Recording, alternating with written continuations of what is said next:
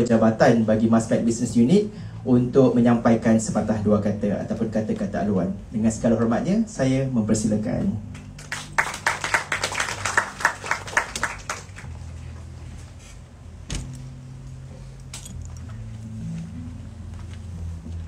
Ketinggian tak sampai. Okay, thank you pengacara majlis Encik Rajmi lah. So Encik Rajmi ni antara orang kuat kita di Masmed Business ini. Okay, Assalamualaikum, salam sejahtera dan selamat pagi. Khas kita ucapkan kepada semua yang hadir hari ini lah. Okay, terutamanya kepada pengacara majlis kita, tim Masmed yang berusaha, Encik Muhammad Fizrin, Managing Director ataupun Editor Majalah Remaja, Media Hiburan dan Hijabista. Encik Fizrin So Ain, Encik Ain senang. Okay, kemudian yang berusaha Encik Faiz, Editor Majalah Remaja. Encik Faiz, alright, okay. Kemudian barisan panelis jemputan yang dikagumi, yang dinanti-nantikan oleh student juga ni. Kita ada Encik Ben Ali, Pengarah Urusan Absolute Brand Sendirian Berhad. Assalamualaikum Encik Ben Ali. Cik Sazawi, okay, influencer kita, merupakan pelakon, host dan juga Dewi Remaja 2019. Dan kita ada Cik Milia, okay, Cik Milia Azizi, yes, yang hujung tu, okay, host, aktivis politik dan juga sukarelawan. Kemudian kita ada Encik Rahiman Rahizal, founder Cantum, merupakan alumni kita dan juga business founder Cantum lah, Cik Fazulin. Okay, alright, selamat datang dan kita welcome semua pelajar yang ada hari ini. Terima kasih kerana sudi. Sekali lagi tepuk tangan untuk kehadiran masing-masing. Terima kasih kerana sudi join program Remaja On Road hari ini. Dan kita ada barisan tenaga kerja daripada Masmed juga. Kita ada Puan Intan, penolong pendaftar kanan lah di Masmed, dan juga kita ada tim sekretariat di belakang lah. So anything regarding this program along the way tu, you boleh just connect dengan kita punya komiti. Alright? Okay, tak dilupakan juga kita ada saudara Ayang Kamil. Di manakah? Okay, alright. Juga ditunggu-tunggu untuk session kita punya yes, beauty camp ataupun grooming guru kita lah, saudara Ayang Kamil. Alright. Okay, Assalamualaikum sekali lagi dan selamat datang ke Remaja On Road. Kerjasama yang kita rasakan sinergi yang sangat bagus lah dengan tim remaja Idea Aktif bersama Akademi Pembangunan PKS dan Pusat Malaysia yang kita lebih kenali sebagai Masmed. Jadi kalau student staff di ITM ni, kita senang panggil dia Masmed lah. Kita sebenarnya harapkan lebih besar lah kita punya crowd ni, tetapi memang first time untuk Remaja On Road kita nak buat eksklusif Encik Fizrin. So kita buat close group supaya kita boleh engage dengan interact lebih baik. Alright. Okay, so terima kasih sekali lagi lah Idea Aktif. Kita akan berterima kasih banyak kali sebab ini kita rasakan sebagai kick off. Soon kita akan ada banyak lagi program kerjasama yang kita panggil expert daripada industri lah, dan juga influencer yang mantap dalam bidang usahawanan. Jadi kita pun nampak kita punya audience dan juga gen millennial ni memang dekat lah dengan influencer atau industri yang kita panggil. So hopefully program-program ni kita lebih dapat perbanyakkan lagi lah dengan Idea Aktif, insyaAllah. Alright. Okay, setinggi-tinggi penghargaan kepada semua yang terlibat. Dan walaupun lokasi Masmed ni pertama kali di sini, tapi in future mungkin kita akan buat road tour di mana-mana tempat di sekitar UiTM juga, di cawangan dan juga fakulti-fakulti yang kita rasakan ada keperluan nanti. Alright. Okay, ini merupakan titik kerjasama permulaan kita dengan Idea Aktif, di mana Remaja On Road ni difahamkan mempunyai beberapa siri, 13 series ke? Wow. Akan diumumkan kelak. Okay, so nanti akan diumumkan kelak. So seluruh negara lah. Okay, okay, insyaAllah. So kita akan panggil lebih ramai lah ikon, influencer dan juga orang-orang yang berimpact tinggi untuk kita kongsikan sama dengan student lah. Alright, okay. So Masmed Business Unit merupakan unit yang baru di mana kita agendanya adalah untuk empower segala aktiviti perniagaan keusahawanan pelajar secara praktikal. Meaning ada keusahawanan yang mungkin you dah belajar secara teori di universiti, tetapi Masmed Business Unit ni memang all out untuk bantu anything, tips, tekniks yang practicality terus kepada perniagaan usahawanan. That's why kita akan banyakkan program macam ini. Dan kita lihat Masmed Business Unit ni memang sangat dapat membantu memperkenalkan ikon-ikon usahawan daripada universiti, UiTM khususnya, dan kita nak memperkenalkan lebih banyak made in UiTM product. So bila kita cakap made in UiTM product ni, inilah this is made in UiTM alumni yang mantap ni kan, Okay, this is all made from UiTM, regardless product atau services ataupun personnel itself, itulah made in UiTM. So kita nak ramaikan lagi macam ni, dan kita pun tahu kat luar sana memang majority alumni UiTM is kita cakap dynamically recognized lah, ataupun orang acknowledge dan successful story of alumni UiTM ni I rasa terlalu banyak lah, terlalu banyak, dan international dan local. Okay, so kita juga di Masmed Business Unit selain kita memperkenalkan Make UiTM product, kita juga banyak buat business consultation lah, meaning sekiranya you all ada perlukan perkhidmatan ingin menggerakkan bisnes usahawan ataupun nak buat produk, tolong datang ke Masmed lah. So kita akan bantu you all. Di samping banyak program-program berkala di bawah Pusat Kesawanan Mahasiswa, di bawah Dr. Zaki, modal insan keusahawanan kan. So ada banyak training, incubator punya latihan dan sebagainya. Kita akan serapkan kepada student yang berminat untuk engage dengan bidang perniagaan ni. Di samping itu kita juga terlibat dengan penjualan merchandise UiTM. So kita akan kick off this year all out, dan kita perlukan lebih ramai ejen daripada student untuk menggerakkan merchandise UiTM. Dan sekiranya you all ada produk-produk yang you all rasa berpotensi untuk jadikan merchandise dan consignment basis dengan Masmed Business Unit, tolong datang ke kami lah. Okay, so kita di komplek kesahanan saja. So anytime you boleh walk in untuk dapatkan all those information, latihan dan juga consultation tu. Okay, alright, saya takkan bercakap lama lah. So kita harap semua student ni please bergiat aktif untuk kesahanan. Dan kesahanan ni sebenarnya sangat penting sebab saya rasa panelis pun agree, bidang kerja sekarang semakin shrink. So ini satu skill set yang kita semua perlu ada lah in order to survive once you dah graduate nanti. Alright, so saya juga ingin mempromosi laman web rasmi kita lah, Masmed Biz Channel, Masmed BIZ Channel double N. Okay, untuk you tengok latest program kita, dan juga kalau berminat untuk membeli UiTM merchandise. Alright, okay.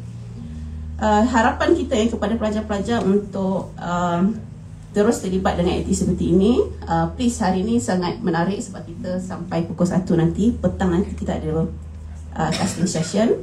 Makanan disediakan, esok puasa. Okay, so hari ni kita all out lah, memandangkan hari ni hari terakhir bulan sebelum Ramadan esok. Jadi have fun, kita chill-chill santai saja, dan saya pun tak sabar nak tunggu session kita dengan invited panelists.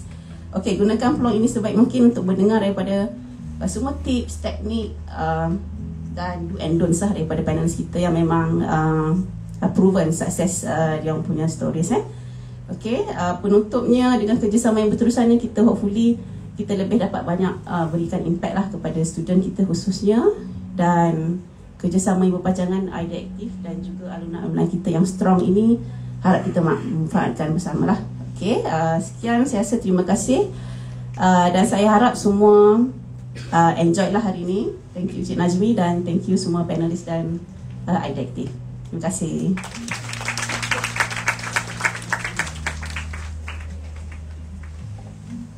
Alright, terima kasih banyak-banyak kepada Puan Zakiah selaku Ketua Jabatan Masmed Business Unit. Seperti yang Puan Zakiah nyatakan sebentar tadi, kita ada banyak tawaran yang boleh diberikan kepada pelajar-pelajar. Jadi yang datang pada hari ini, please extend the invitations towards your friends as well. It's not just only yang datang pada hari ini, tapi kepada seluruh pelajar-pelajar UiTM untuk datang ke Masmed dan mendapat perkhidmatan yang sebaiknya. Alright, saya dan juga tim ada menyediakan sedikit montage, sedikit saja, less than 1 minute. It's just only to show and to watch more. Dia sengaja je buat macam tu, remaja on road dengan separuh ke atas macam tu, dengan harapan supaya lepas dah tengok ni tak puas hati nak tengok, boleh tengok kat social media kita. Kita akan upload kemudian. Nak suruh orang follow kita punya shop jual. Alright, kita boleh tayangkan, minta puan ya. Okay, salam. Kita tengok sama-sama More generation. Dia 3D.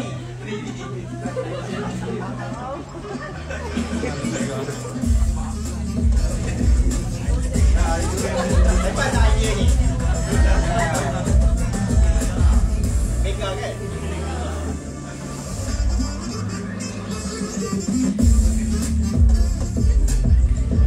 Only di Masmet.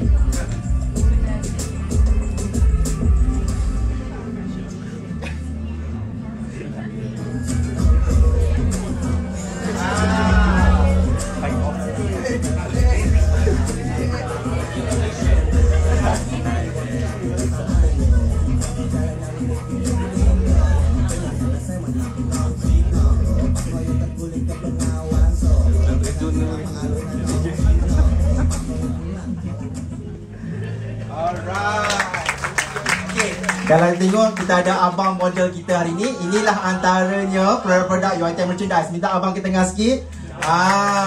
Okay. Dia lah fotografer, dia lah yang menyediakan. Terima kasih. Thank you so much Syahir. Juga merupakan pelajar dan juga peserta yang terlibat secara langsung dengan Masmet. Jadi kita akan groom another future businessman in Masmet. Thank you Syahir. Alright. So nak dapatkan hoodie tu, nak ke tak? Nak ke nak? Nah, okay, ada dekat bilik depan. Okay, lepas ni ada break, kita akan bagi you untuk tengok. Kepada alumni-alumni pun kita jemput untuk membeli. Okay, tadi Ayin, Mr. Fizrin dah promote kepada kita punya panelis. Sebab kebanyakannya macam Puan Zat cakap tadi, semuanya ialah made in UiTM. Jadi siapa lagi kalau nak support UiTM kalau bukan UiTM produk? Alright, okay, tanpa meninggalkan masa, saya yang juga merupakan pengarah bagi projek ini dengan sukacitanya ingin melepaskan seketika kepada host kita pada hari ini, Cik Melly, untuk mengemudi bagi sesi forum yang bertajuk penjenamaan di era digital. Beri tepukan yang gemuruh kepada Cik Melly. Dipersilakan. Melly go slow mungkin? Sampaikan satu lagu. Not go slow but go fast. Okay, hi, assalamualaikum everyone. Okay, selamat sejahtera bagi yang bukan beragama Islam. So how are you guys? Okay? Ngantuk ke? Tak sebab ada Syazabi kan. Konten kelas ke? Okay, but it's okay. Kita nak start our kind of a santai session dengan panelis yang hebat. I'm sure that you guys sangat-sangat excited. Excited tak? Okay, along the journey tu kumpulkan beberapa soalan so that we can ask directly to this panel. Okay? Alright, so tanpa buang masa, of course lah saya nak jemput our panelis kan. Kalau tak jemput, saya nak ke depan, betul tak? So, yang pertama mungkin saya nak menjemput Encik Ben Ali. Alright, dengan Cik Syazabi, nampak? Dan juga Encik Cik Rahiman Rahizar. Okay, untuk ke depan. So, boleh ambil tempat masing-masing. Tak kisah pilih kursi mana-mana. Alright, okay. So, this is our panelists yang macam tadi Puan Zaki ada mention, our product from UiTM yang banyak dah membina jenama mereka, branding mereka di luar sana, terutama dalam bidang perniagaan. So, before that, mungkin ada yang tidak kenal ataupun mungkin tak aware dan sebagainya. So, saya akan kenalkan semula.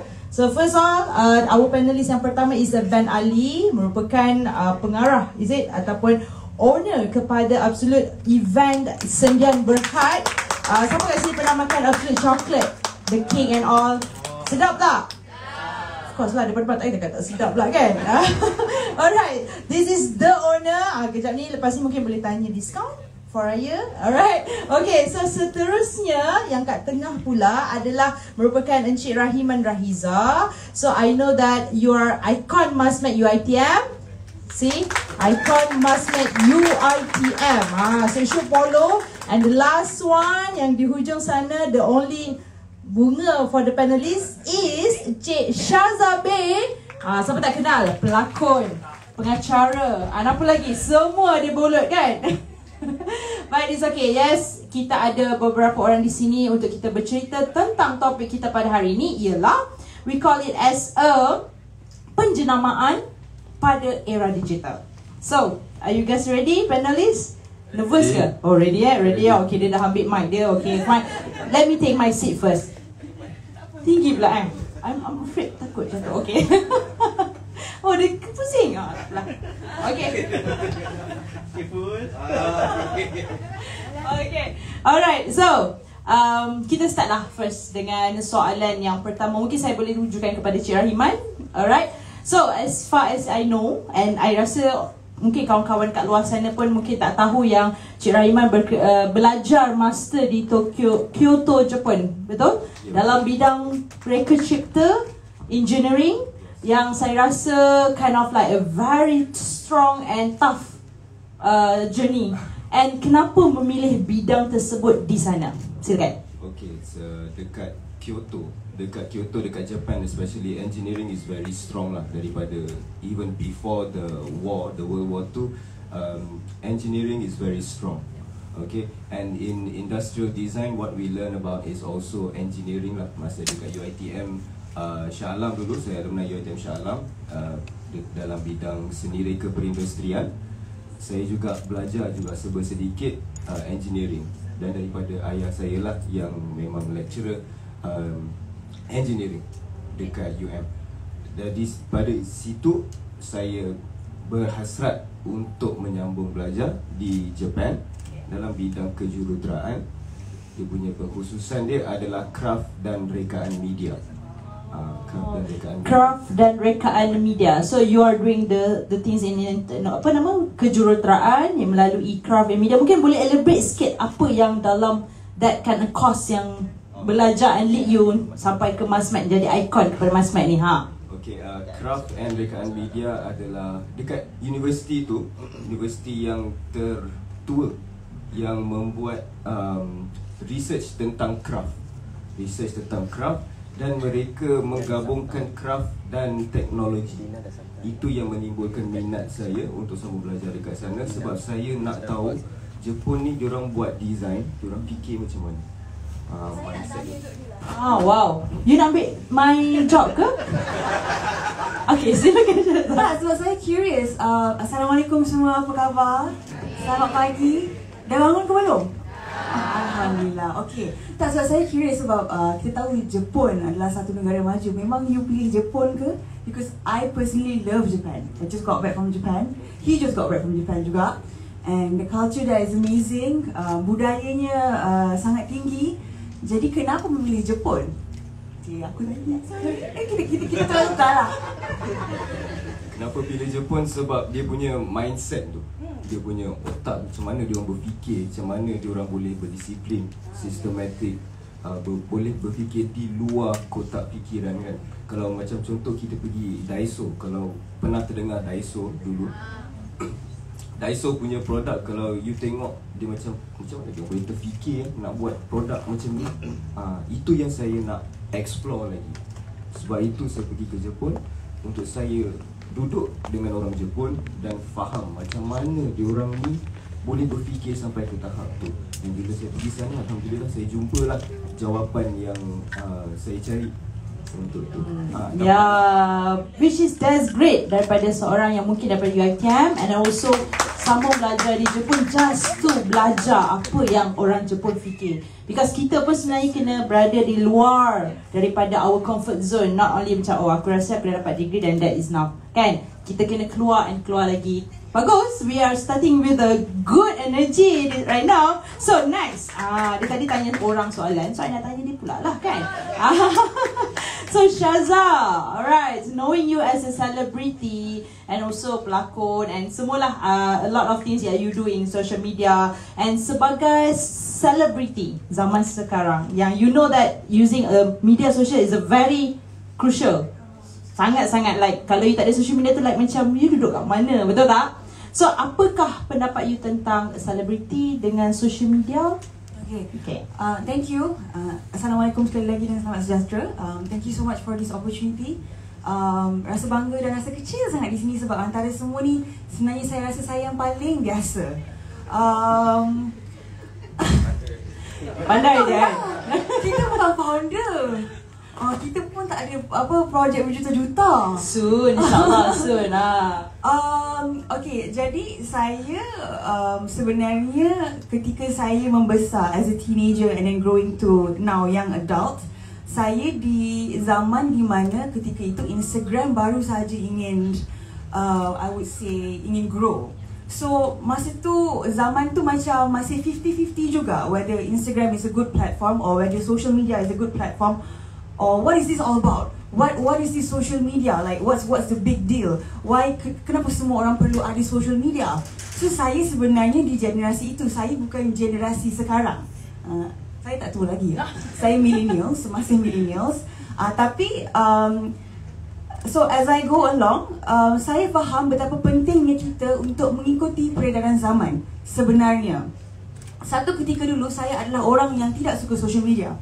I know I may seem like an extrovert, but I am not. I'm an ambivert. So ada masanya saya akan maksudnya kalau saya bekerja, saya diam. Tapi kalau saya perlu bercakap seperti sekarang, saya bercakap.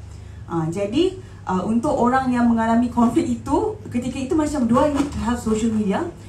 Dan saya menurunkan ego saya, okay lah, maybe we need to have social media dan mengikuti peredaran zaman. Dan sebenarnya guys, memang perlu mengikuti peredaran zaman. So adakah social media penting? Pentinglah kalau tujuan anda, niat anda, kerja anda baik. Okay? So bagi saya social media is how you use it, utilize it. Sebab sekarang ni untuk you menjadi public figure, you don't have to be a celebrity, you don't have to be an actress, you don't have to be a singer. Anda boleh menjadi public figure sebagai diri anda. Contohnya as a chef, sebagai tak nak bagi saya cakap. Okay. Time's out.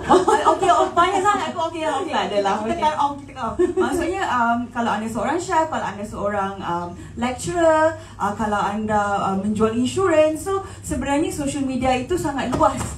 So kalau anda gunakan dengan baik, anda ada niat, anda ada cara dengan betul, boleh, alhamdulillah, everything will go well. Dia bukan sesuatu yang negatif bagi saya. So bergantung kepada anda. Dan sekarang ni apa-apa yang kita nak belajar, kita boleh buka as simple as TikTok or Instagram. Yes. If I wanted to know about ASB, if I wanted to know about business, I sekarang buka TikTok and I learn a few things, and I'm so happy to see that all these people grow from social media. So to be able to say that only celebrities, tak. Sebab tu saya rasa paling kecil di sini. So adakah saya menjawab soalan anda? Ya, menjawab, but ya, biasalah soalan tambahan jawapan tu memang ada biasanya. Tapi tak apa, kita teruskan. Alright, so but apa yang Sheila cakap tu betul. Sebab like, nowadays pun kita banyak buka like TikTok just to find shawl sulam yang jual RM1. Betul tak? Kita dah no longer go to the Google or any ingat apa-apa yang macam related to that shawl. Kita just tulis and benda tu keluar. So somehow benda tu membantu kita untuk memudahkan urusan hidup. So next, Ben pula. Dululah Ben is a hero remaja, right? Zaman bila tu hero remaja? Zaman 2012 kot, zaman Fatah Amin Syafiqah. Fatah Amin. Oh, so you yang batch Fatah Amin masa tu lah? Ya, batch yang tersingkir. But still batch Fatah Amin. Yang tersingkir tu patutnya I kena counting yang you kat belakang tak sebut kan. But it's okay. But dulu you ada cakap yang macam platform hero remaja ni kind of like bukan saja mendaki popularity because everyone wants to masuk hero remaja until now pun. But then it's kind of like a networking juga. Because from the hero remaja you akan get to know a lot of people. So apa pandangan you and mungkin you boleh explain, mana tahu melepas ni dia orang masuk Dewi ke, Hero ke, Hijabista ke. Silakan.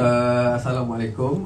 First of all, thank you so much Masmed UiTM kerana menjemput saya, sudi menjemput saya hadir ke UiTM.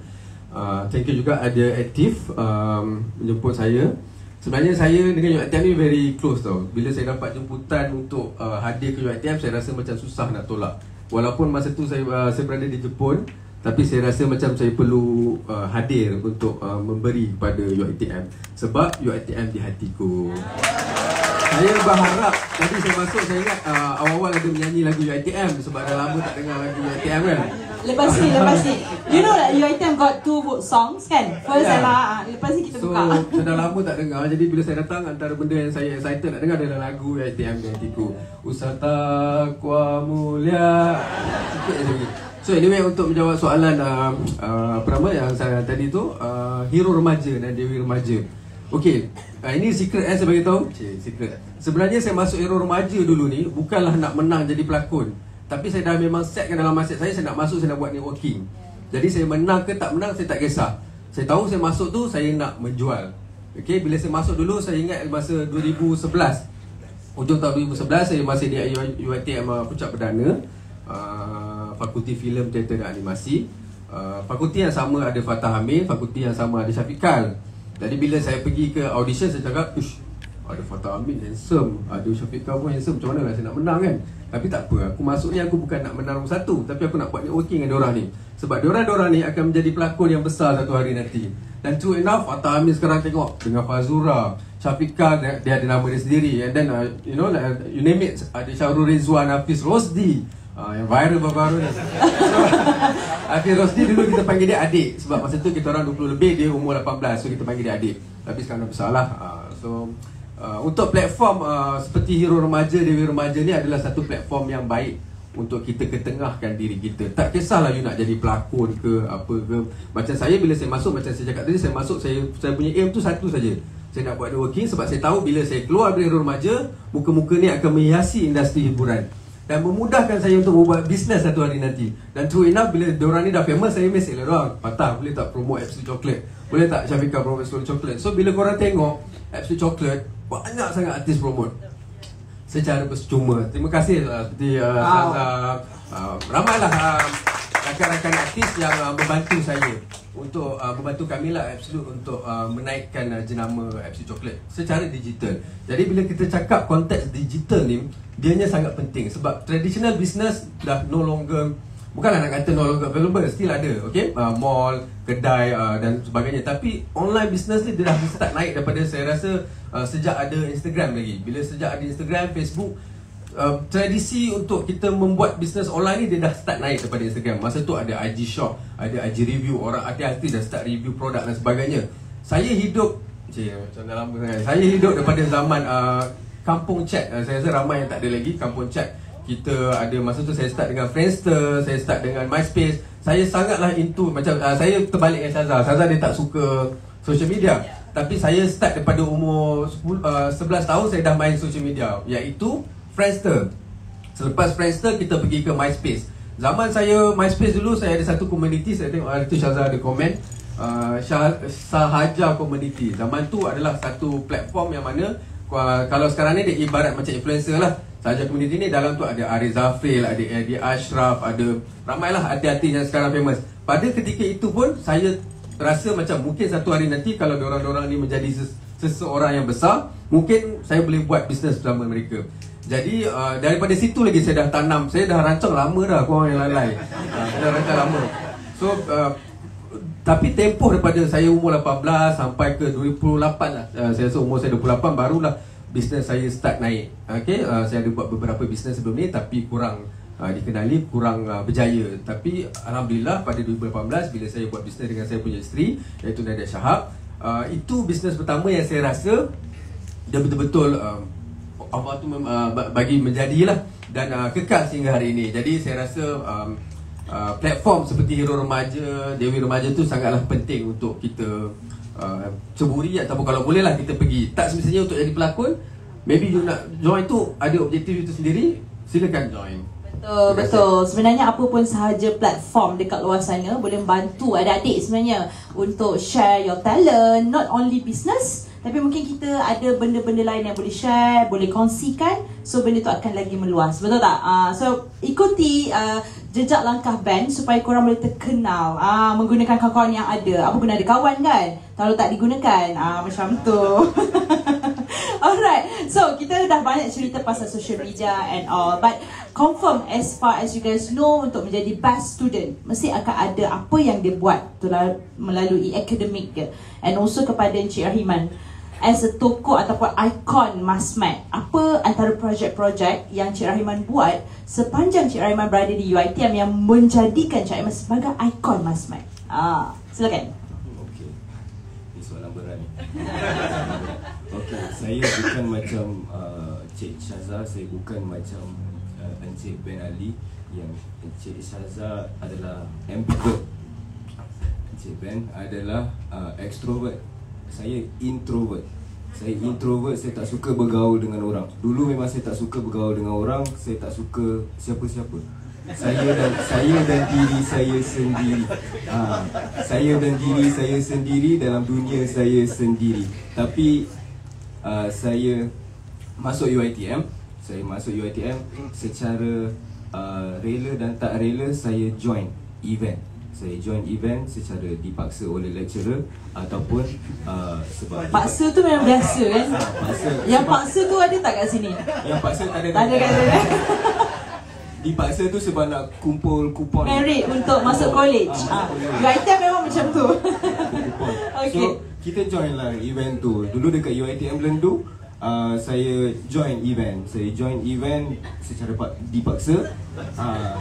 Dan secara tidak langsung saya dapat networking. Saya dapat kenal dengan ramai-ramai orang daripada di luar department industrial design pada waktu tu.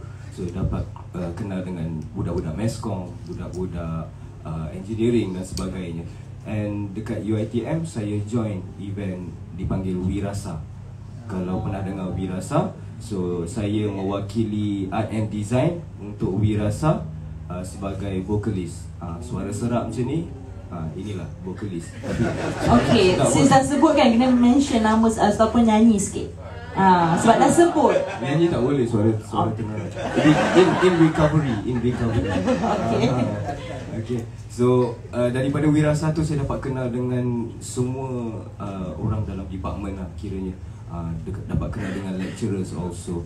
And itulah saya boleh kata pentingnya event-event kita join program, kita join event untuk kita kenal dengan orang. Bila kita dah kenal dengan orang, kita akan keluar dari kepompong kita, daripada introvert menjadi, belum lagi extrovert, menjadi ambivert. Macam itu. Daripada situ kita dapat bersosial, kita dapat socializing dekat situ. And diorang pun akan ajar kita, secara tak langsung diorang pun akan ajar kita serba sedikit tentang diorang punya craft pula. Bila belajar pasal diorang punya craft, kita pun dapat apply dalam kita punya craft. Dengan cara itulah, dengan cara networking tu yang sangat penting, yang menjadikan diri saya ni sekarang. Diri saya sekarang. See how daripada secara terpaksa nak pergi, time to be a icon Masmat UiTM. Berikan tepukan. Siapa sangka, betul tak, daripada keadaan yang sebenarnya mungkin kita tak nak. Macam pagi ni mungkin ada sekalangan kalian yang macam penat dan malas nak pergi. Tapi sebenarnya pagi ni mungkin membuka ruang dan peluang pada adik-adik untuk menjadi the next entrepreneur yang lebih berjaya mungkin. Ataupun membuka ruang, sebenarnya aku kena buat macam ni dekat aku punya TikTok, so that my perniagaan lebih maju and all. Mungkin ada yang jual shawl dan sebagainya. So gunakan dan manfaatkan. Alright, so nak share pula kepada Syaza. Syaza, as you know lah kan, dekat luar sana macam fikir pasal social media is one of kind of a branding yang kita kena gunakan. Like kalau nak kena jual, kena ada social media. Kalau nak berniaga, kena ada social media supaya orang tahu. Macam Ben cakap pun tadi, traditional kind of like susah sedikit nak bergerak. So, bagi pendapat Syaza, kalaulah kita as a celebrity, you kena jadi seorang fashionista. Kalau you nak bercerita pasal menu ataupun resepi makanan, you kena post pasal hi, what's up guys, hari ni kita nak makan lah, macam tu. Maksudnya nak brandingkan diri you daripada niche yang mana. So, apa pendapat Syaza about that? Okay, kalau ini bagi saya, kalau macam for example, if you're a chef, then you have to just post about a chef. Yes, it's up to you, tapi tak semestinya you tak boleh post pasal benda lain. Bagi saya, social media itu sebenarnya satu platform yang digunakan untuk kita share interest, any kind of interest. Cuma kerana ianya sekarang sudah menjadi I would say a business portfolio kan, so orang semua mungkin rasa macam, oh kalau I'm a fashion designer, I have to just post about fashion. Tak, bagi saya be as creative as you can. Gunalah dengan sebaiknya. And I know it's very hard to say or to accept this, but don't feel pressured by social media.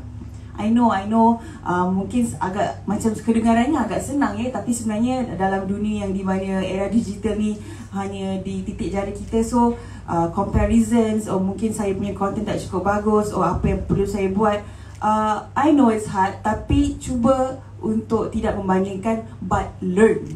Belajar, read, watch videos, and then from there, I can assure you, you akan jumpa you punya craft, you akan jumpa personality you akan jumpa diri you. I don't want to talk about originality, because sebenarnya tak ada benda dalam dunia yang original pun, bagi saya lah. Bagi saya, semua benda adalah cuplikan daripada beberapa karya ataupun beberapa artis yang akan menjadikan diri you. I don't know if I answer this, but bagi saya, be as creative as you can, be as free as you can, learn.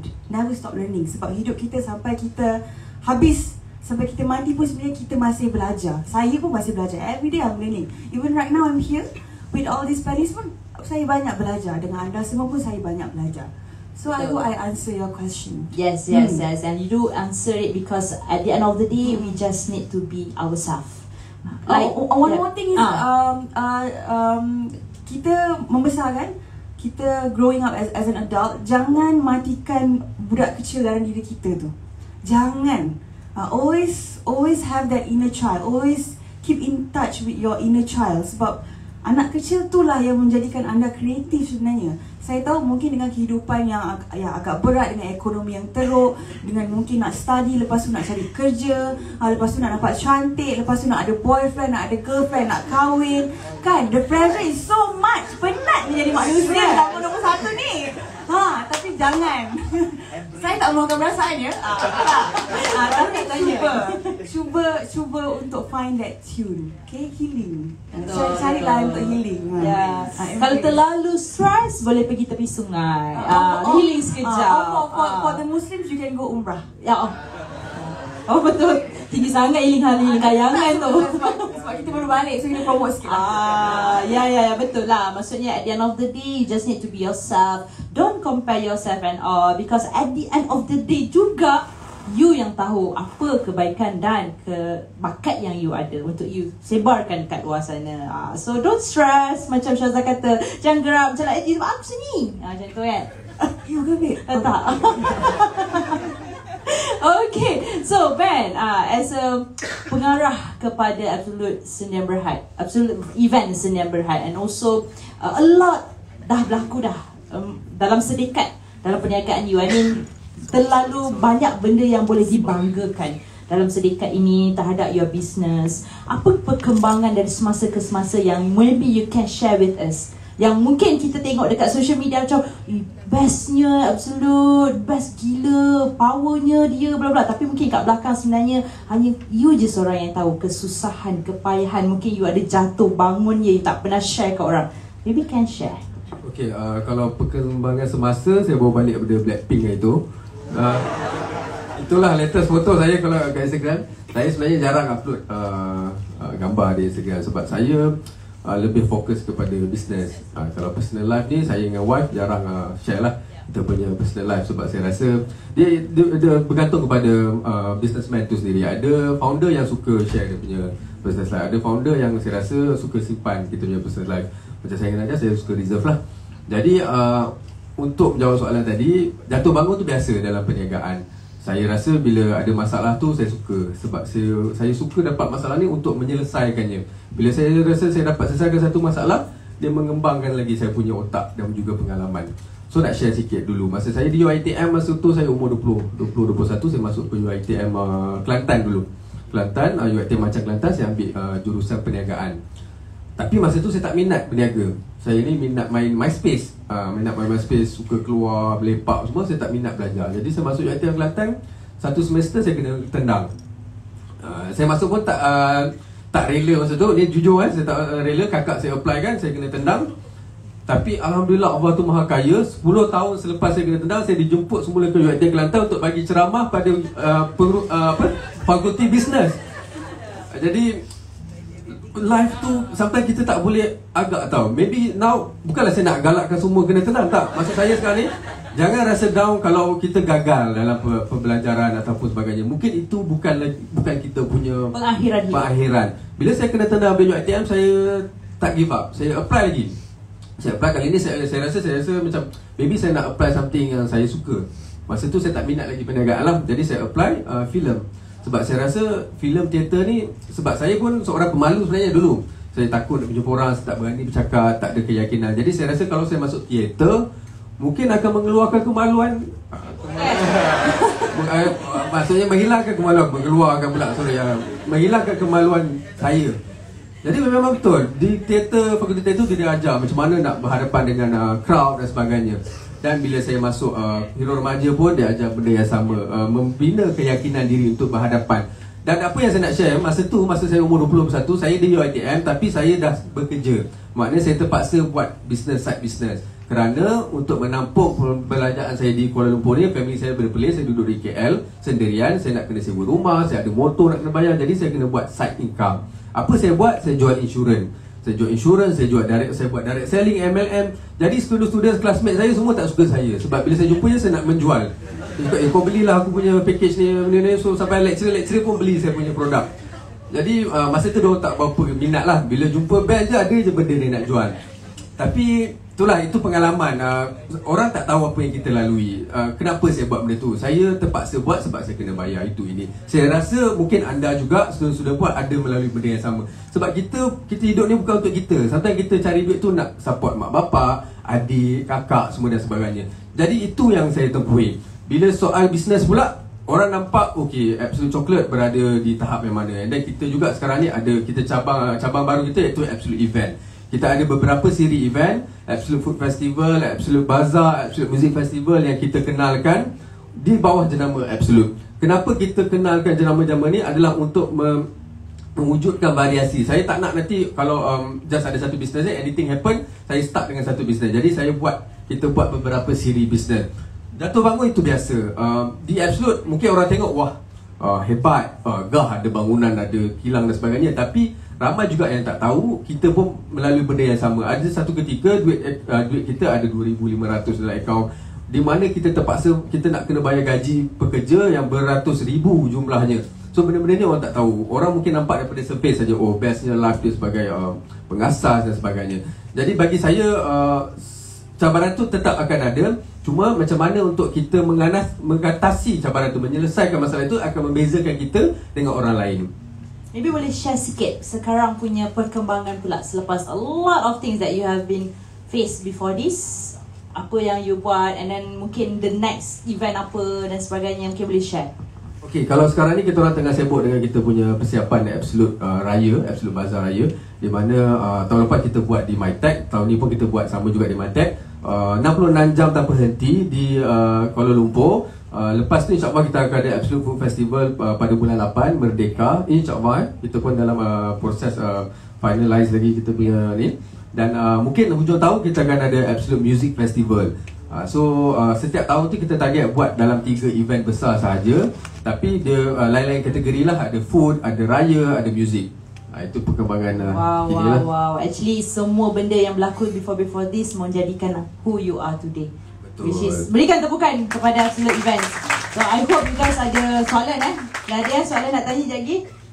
Oh, tak tahu lagi. Okay, tak apa, kita teruskan dengan panel seterusnya. Rahiman, I nak tanya you. Macam you know right now ramai budak-budak kat luar sana lepas dah habis degree je, they say like macam okay lah, I'm done with the whatever yang ada. Okay, cukup lah ni degree, okay lah dah boleh kahwin. Tapi bukan you. You still nak bekerja juga, mencari master di luar negara, berusaha sedaya upaya untuk mendapatkan masa tu, nak tahu apa yang berlaku dekat luar negara dan sebagainya. Why? Kenapa tak jadi macam orang lain, macam okay I'm done with degree, okay I'm done, okay nak kerja dekat luar sana, nak buat apa-apa dan sebagainya. Okay, so saya sedar diri yang saya bukan hero dan saya bukan Dewi, dan saya ni muka tak ada rupa paras pun, ketinggian pun tak ada. Dahi ni boleh letak 2 cool fever. So saya sedar saya ni tak handsome, tak cantik, tak apa, tapi apa yang saya ada adalah otak. Saya boleh berfikir lain daripada yang lain. So sebab itu saya fikir I'm nobody, I'm nothing. So sebab itu saya kejar juga. Saya pasang niat daripada diploma, I'm nobody, I'm nothing, but I want to be somebody, I want to be something. Saya nak jadi berguna. So daripada situ saya pasang niat. First saya nak belajar dekat Australia. Dekat time dekat UiTM Lendu tu, saya punya SPM pada waktu tu result tak berapa nak bagus lah. Result tak berapa nak bagus. Daripada situ saya pasang niat, tak apa, kita pergi UiTM Lendu ni, kita belajar. Lepas dah belajar, kita tengok dapat sambung degree overseas ke tak. Tak dapat juga sambung degree overseas. Lepas tu kita pergi UiTM Shah Alam pula, tengok dapat ke tak sambung overseas. Tengok-tengok, saya apply untuk beasiswa Membusho punya scholarship, Japanese government punya scholarship. Saya apply, tengok-tengok saya dapat. Saya dapat, Alhamdulillah saya dapat. Daripada situ saya belajar. Memang niat saya nak belajar, nak learn as much as I can untuk saya apply ke dalam company saya satu hari nanti. So sijil masters, sijil degree semua bear weight. Dia ada dia punya berat dia. Okay, dia punya pemberat dia, di mana kalau kita master in our own craft, kebarangkalian orang nak persoalkan decision kita adalah kurang. Sangat kurang. So orang nak tanya, Man, kenapa kau design macam ni? Kenapa kau design macam ni? Kita boleh jawab bukan dengan ego, tapi dengan fakta. Itulah bagi saya tu adalah penting. Sebab apa? Sebab ayah saya sendiri adalah dia pemegang doctorate in engineering. So bila orang nak tanya dia apa-apa soalan, dia jawab bukan dengan ego, tapi dia jawab dengan fakta. Apa yang dia dah research, apa yang dia dah lakukan sebelum ni, dia punya contribution, dan apa dia punya experience. So kebarangkalian orang nak bertanya, nak mempersoalkan tu adalah kurang. Itu bagi saya something yang sangat penting lah, because I'm nobody. So senang je kena pijak. Tapi bila I have a masters in design, so when I have a masters in design, you nak tanya apa-apa saya boleh jawab. Macam itu. Wow, betul-betul. Sebenarnya itulah semangat yang perlu diambil oleh remaja. Bukan sahaja dalam bilik ni, tapi di luar sana. Sebab sekarang ni kalau perasan dekat luar sana sedikit kurang remaja yang kalau kita bertanya ataupun berdebat ataupun whatever they want to do bersama dengan ilmu. Mostly, yes you have the face, yes you have the talent, but ilmu juga penting adik-adik. Kalau kita nak jadi influencer sekalipun, jadilah influencer yang bijak pandai. Kalau nak jadi housewife pun, jadilah housewife yang ada PhD. Contoh. Contoh. Maksudnya macam tu lah. Okay. Alright, so next Syaza, ada lagi soalan? Tadi dia cakap awak handsome lah. Oh, so tu pula. Tapi nanti kita boleh ambil nombor. Saya tak baik. Betul. Oh dah ada. Dah ada orang rumah yang sama. Tak, sebab dia cakap dia tak handsome. Saya cakap ada je orang yang cakap dia handsome. Betul. Syaza, are you okay? Saya okay. Fine kan? Saya chill. Oh ya, betul. Alright, so Syaza, I nak tanya lagi ni. So kalau you perasan kan dekat luar sana, most of artis bila dah jadi artis dah ada nama, and then mereka berjinak-jinak dengan perniagaan because they got the brand and then they got the name yang mungkin ada followers atau fans diorang pun boleh terikut sama, like Nia Lofa and all. And you right now, Alhamdulillah, berjinak-jinak juga dengan satu perniagaan baru diberi nama Best Cookie. Is it? Alright. So kenapa Syaza memilih Best Cookie tu adalah makanan lah kan, betul tak? Alright. So kenapa memilih makanan? Kenapa tak pilih kasut, bag, rambut ke? Macam tu. Sebab food is something that we consume every day. So F&B for me doesn't mean that I'm a celebrity, doesn't mean that I'm an actress. I kena, you know, jual baju je, jual kasut je ataupun jual bag je. When it comes to business, I think it's very wide. Tapi saya masihlah baru, sangat-sangat baru. Jadi mungkin tak banyak input business yang saya boleh kongsikan. Cuma kenapa food? Sebab it's something that we consume every day. So memang kita fikir long term. Saya, bila kita berkata pasal business, saya pula pemikiran saya adalah business itu saya nak tengok apa yang mass nak, and one of it is food. So and then saya jual Biz Cookie, collaboration saya bersama dengan business partner saya. So Biz Cookie ni adalah cookies di mana kita ada 3 flavor. Kita ada almond, jual sikit ya. Kita ada almond, Syok jual. Raya. Kita ada almond, kita ada cornflakes dan juga kita ada cranberry, oat and raisin. Tetapi perbezaannya adalah kita punya packaging tu saya tak bawa, tapi kita punya packaging tu macam pouch. So macam munchies. Cuma mungkin kita akan kalahkan munchies lah. Amin, InsyaAllah. amin, insyaAllah, Orang kata amin. dream big. So rather than just focusing on just raya itself, so kita nak focus on even after raya you can still eat kuih-kuih raya tapi dalam bentuk pouch dan dengan harga yang berpatutan ya. Satu pouch kita jual RM18 je. Oh, murah. So memang saya target untuk mass mampu beli. And sebenarnya saya sendiri pun makan cookies tu. Sebab tu saya decide, oh okay, maybe this is not really a bad thing because ever since I started my career as an actress and host, saya memang fikir bisnes juga. Tapi masih belum jumpa bisnes yang macam mana. Sebab sekarang dah banyak makeup, dah banyak tudung, dah banyak baju. So I wanted to do something yang I would say mass. Yang semua orang akan cari. Yes. It doesn't have to be fashionable, it doesn't have to be pretty. It needs to be just what mass consume. Yep. And recently saya berpeluang untuk menemu cara Datuk Rushamno, and I find it very interesting sebab kita tahu Datuk Rushamno seorang hero Melaya tapi dia ada bisnes San Rosha Mart. Mart, okay. So dalam sharing session tu dia cakap kenapa dia decide untuk buka mart. Sebab and lagi satu, San Rosha Mart adalah mart yang di mana dia bukan menjual barang-barang runcit yang mahal. Betul. Dia adalah barang-barang runcit yang orang mampu beli. So in a way, this is for him to give back to his fans, to the followers. So I find that very heartwarming and interesting. So saya pun inginkan sesuatu yang begitu juga. Dan alhamdulillah Biskuki come along the way. So kita masih baru, so boleh datang kalau saya buka booth. Cuma tu lah kita tak dapat masuk booth absolute lah sebab banyak sangat. Kan kita nak select susah. Mungkin lepas ni boleh buka booth untuk best cookie saja. Mungkin add on satu je. Mungkin lah boleh kan, out of like hundreds of Instagram apa influencers and artists kan. So susah lah untuk saya select. So kita kena cari bazar lain. Mungkin esok bazar Ramadan. Mungkin lah. Mungkin lepas ni ya kan. Okay, boleh. PM tapi. Okay. Nampak networking ada, branding ada, terus masuk shop berjual kan. But but I think I pun teringat my mom cakap tau dulu, like I think semua orang dalam bilik ni pun nak menjual, cuma tak tahu nak jual apa ataupun nak macam okay, apa yang sebenarnya orang sekarang nak. Kadang-kadang kita ikut trend. Oh, boba je semua orang jual boba. Kopi je semua orang berdiri tepi jalan kopi kan. Macam like it's a trend punya style. Tapi apa yang saya selalu ingat my mom cakap, kalau kita nak menjual, kita kena jual makanan. Which is you ada cakap juga tadi. Tapi I macam my side is, orang kalau tak ada duit, dia kena makan kan. So dia akan beli juga makanan you. But kalau you jual pakaian, kasut and all, orang tak ada duit, dia akan macam, aku dah ada kasut ni, tak apalah pakailah ni sampai koyak, rapat dan sebagainya pun, barulah kita beli kasut baru. So that is why I rasa kenapa ramai orang jual makanan instead of tak kisahlah apa-apa yang ada kat luar sana. So benda tu kadang-kadang macam membantu jugalah, like you said, mass in apa yang orang cari kat luar sana. So next plug kepada Ben.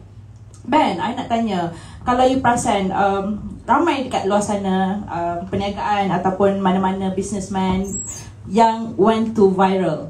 Okay, banyaklah, I don't have to mention. So, apa yang you rasa bila mereka viral kan isu-isu, a few things yang ada yang good, ada yang bad, ada yang mungkin kadang-kadang tu not menyumbang pun kepada community, and you also kadang-kadang ada daripada posting you yang viral. So, what is your opinion about this? Adakah benda ni memang semata untuk marketing ataupun dia sebenarnya, oh memang I viral pun, tak perlu marketing pun I dah memang viral, contoh macam tu. Okay, viral factor ni sebenarnya dia susah kita nak baca. Sometimes kalau kita plan pun, kita plan betul-betul, kita harapkan benda tu viral, dia tak viral. Benda yang kita tak plan tiba-tiba viral. Jadi that's why sekarang ni, macam Syazah sebutkan tadi, ramai orang tak semestinya selebriti dah boleh jadi famous melalui whatever platform yang ada, baik TikTok ataupun Instagram. You tak perlu jadi selebriti. Dulu zaman-zaman saya, Fatah ataupun Nilofa semua, you nak kena cari satu platform untuk naikkan you, which is masa tu memang majalah remaja, hero remaja, platform memang sangat orang tercari-carilah nanti sebab itu saja platform kita ada. Kalau penyanyi pula, diorang nak kena masuk audition. Contohnya macam mentor dan Akademi sebagainya. Fantasia. Tapi zaman sekarang, semua benda di hujung jari. You nak famous tu sekelip mata. Hari ni you tak famous, tiba-tiba you buat satu posting, esok you viral. Famous satu Malaysia. Jadi, benda ni kita tak boleh nak jangka. Ada juga pengasas-pengasas yang sukakan attention. Okay, jadi mereka cipta satu benda yang mungkin mengharapkan benda tu dikritik. Jadi itu pun salah satu strategi marketing. It depends on the person itself lah. Kalau dia mengharapkan strategi macam tu, itu terpulang kepada dia. Ada juga personality yang tidak suka jenis barang yang macam tu. Maybe dia mengharapkan produk tu itself bercakap on behalf of the product lah. Jadi bagi saya, it's up to you guys. Kalau you guys nak berniaga, strategi apa yang you guys nak pakai untuk you punya business? Adakah you mengharapkan viral-viral yang negatif ataupun viral yang positif? Pada kami always buat something yang boleh memberi sesuatu kepada komuniti semula. Sebagai contoh, bila kita buat bisnes, kita kenalkan sistem agent, stokis dan sebagainya untuk menyumbang semula kepada komuniti. Bila you support kita, you jadi kita punya agent, jadi kita punya stokis, you juga boleh cipta pendapatan dan you boleh bantu keluarga you. That kind of objektif yang kita looking at lah, daripada viral-viral yang tidak manis, orang kata. Yeah. And okay, ada satu lagi soalan sebab you ada mention about viral also a marketing. Alright, as you guys know, kat luar sana I faham sangat adik-adik ni semua melihat TikTok dan sebagainya. So, apa pendapat you pula terhadap traditional marketing yang dulu physical lah? Alright, hantar poster, flyers, buka booth dekat pasar malam ke dan sebagainya dulu-dulu. And then right now you don't have to do that pun. Kalau tak ada physical store pun, you still can menjual because you ada Instagram, ada TikTok, even buat live lah sampai 2-3 pagi. So, macam mana you nampak perubahan benda ni sebenarnya membantu kepada bisnes-bisnes orang kat luar sana? Ya, ni something yang interesting jugalah yang saya kaji sebelum ni. Bagi kita, orang Melayu dan Bumi Putra, agak sukar untuk kita menceburi bidang perniagaan satu ketika dahulu sebab memerlukan modal yang besar. Jadi, kebanyakan perniagaan ni didominasi oleh kaum lain, terutamanya Cina. Tapi bila adanya online business, ianya membantu mewujudkan ramai sangat usahawan-usahawan Melayu Bumi Putra yang berjaya. Kalau sekarang ni you name it, berapa ramai usahawan founder-founder yang kaya raya berjaya. Alhamdulillah disebabkan online business yang wujud, disebabkan Instagram dan sebagainya. Jadi dia ada pro and cons. Of course traditional marketing kita pun still guna. Contohnya macam billboard dan sebagainya. Tapi dia ada certain objektif yang kita nak target. For example, kalau kita bercakap tentang billboard, it's a static billboard. So you lalu, you nak tengok, oh itu branding, it's more to branding. Tapi kalau for our brand itself, kita lebih spend on digital lah. So kita mengharapkan bila you buka TikTok, Instagram tu, you nampak kita punya iklan. Kalau di TikTok, FYP. Kalau di Instagram, di Explore dan sebagainya. So you akan nampak, you tak nampak pun kita punya iklan. Itu strategi yang kita pakai. So just to share with you guys, kita lah on Absolute, kita baru saja mencuburi bidang TikTok. Sebelum ni kita lebih kepada Instagram lah. Tapi saya rasa sampai masa untuk kita masuk ke TikTok pula lah. Jadi saya ambil masa 1 minggu untuk belajar pasal TikTok ni. Saya study dia punya FYP, macam mana nak buat kita punya video tu viral dan sebagainya. Saya pergi belajar, saya pergi ke TikTok HQ Malaysia untuk bertanya. Dan mereka pun bagi tips-tips. Dan Alhamdulillah daripada followers Absolute Bazaar kat TikTok daripada 200, sekarang dah 50,000 dalam masa 2 minggu. 2 minggu saja naik 50,000. Jadi something yang saya rasa wow. Wah, TikTok ni dia punya FYP tu lain macam. Engagement dia lain macam. Compared to Instagram. So, lain platform ni, lain dia punya strategi. Kalau Facebook, you kena belajar dia punya algorithm. Kalau Instagram, dia punya algorithm. So, you have to study. Kalau you betul-betul minat, you kena belajar lah. Jadi, macam saya, memang saya katakan saya minat daripada Friendster, MySpace dan sebagainya. Jadi, saya study setiap platform tu dan saya implementkan dalam saya punya perniagaan. Oh, so nice lah sebenarnya. Tak kisahlah is either traditional or online ke apa-apa pun, at least kita ada usaha, kita ada passion tersebut untuk berikan yang terbaik for our business. Tak kisahlah apa-apa pun. So, I nak tanya sebenarnya kat Rahman tadi mention about ilmu ataupun tak kisah you nak jadi apa pun dalam dunia ni, you have to get that sijil ataupun ilmu yang ada untuk jadikan supaya you tidak dipijak oleh orang. So, ada satu soalan yang mungkin relate dengan orang kat luar sana. Apakah kepentingan yang you rasa tentang social media ataupun kuasa media kat luar sana boleh membantu dalam menjayakan pemasaran produk? Contoh apa pendapat you macam yelah memang betul you ada ilmu, tapi you still need a social media, right? Macam kalau you ada ilmu je tapi tak share you punya produk, tak gimana. So mungkin you ada some tips. Okay, so disebabkan saya dulu belajar dekat Jepun, saya belajar branding, cara Japanese punya branding. So kalau you guys tengok cara Muji, pernah dengar Muji? Pernah dengar Muji kan? Pernah. Okay, so cantum ni adalah brand yang membuat barangan daripada kayu. Kita bukan buat makanan, kita orang bukan buat benda yang benda yang needs. Benda needs, benda keperluan. Okay, kita orang buat benda kemahuan. Okay, kalau tengok Muji, IKEA, dia brand dia punya produk as keperluan, bukan kemahuan. So itu yang saya cuba buat dekat cantum. Okay, sebelum ni kita punya social media hanyalah di Instagram sahaja. So dekat Instagram kita try develop that branding from Instagram. And then after that saya pulang daripada Jepun dan ambil masa beberapa lama juga untuk research pasal TikTok. Okay, so saya pun saya dengan team buat research juga pasal TikTok, pasal FB, pasal Instagram dan sebagainya. Sebab research tu penting, macam Ben cakap tadi. Okay, so kita belajar pasal TikTok and kita try TikTok. Kita try TikTok. Waktu tu sales memang teruk. Okay, sebab kita barangan-barangan kayu, tak ada siapa yang rasa aku perlu belilah benda ni. Tak ada siapa rasa macam tu. Tapi through TikTok, through its algorithm, we created the demand for our products. Okay, so the demand through trial and error, fail banyak kali, tetapi kita try TikTok the first day, kita punya sales RM100. Kita buat TikTok live. The first day was RM100. Second day RM1,000. The third day, live selama sejam setengah sahaja, the sales was RM10,000. Wow. And at that time kita punya staff ada sikit, kurang daripada 10 orang. And kita buat continuously buat and consistently buat through TikTok live dan sebagainya. And then we reach a certain point where TikTok was obsolete for us. Okay, but it still matters lah. It still matters. So daripada customer TikTok and through its algorithm, we gain a ton of followers and then a ton of loyal customers. Daripada situ kita tarik, daripada TikTok kita pull towards our website, towards our WhatsApp dan sebagainya. So boleh order daripada situ, tak perlu order dari TikTok dah. Kita tarik, kita pull. Daripada Instagram juga kita pull kepada website. The main focus is to make everyone go to our platform and not social media. Okay, because kita bukan makanan macam cakap tadi. Kita bukan makanan. Tak perlu pun barang-barang kayu ni, tapi we try to find the killer product through trial and error. Find the killer product, iaitu tasbih yang boleh ukir nama dekat dia. Oh ya, viral kat TikTok. Okay, Alhamdulillah lah viral. Kita tak expect pun viral macam nampak. Nampak FYP viral lah kan. Nampak FYP viral. So daripada dulu dalam sehari dalam 2-3 orang je membeli tasbih, tapi sekarang dah beratus-ratus beribu-ribu orang beli tasbih.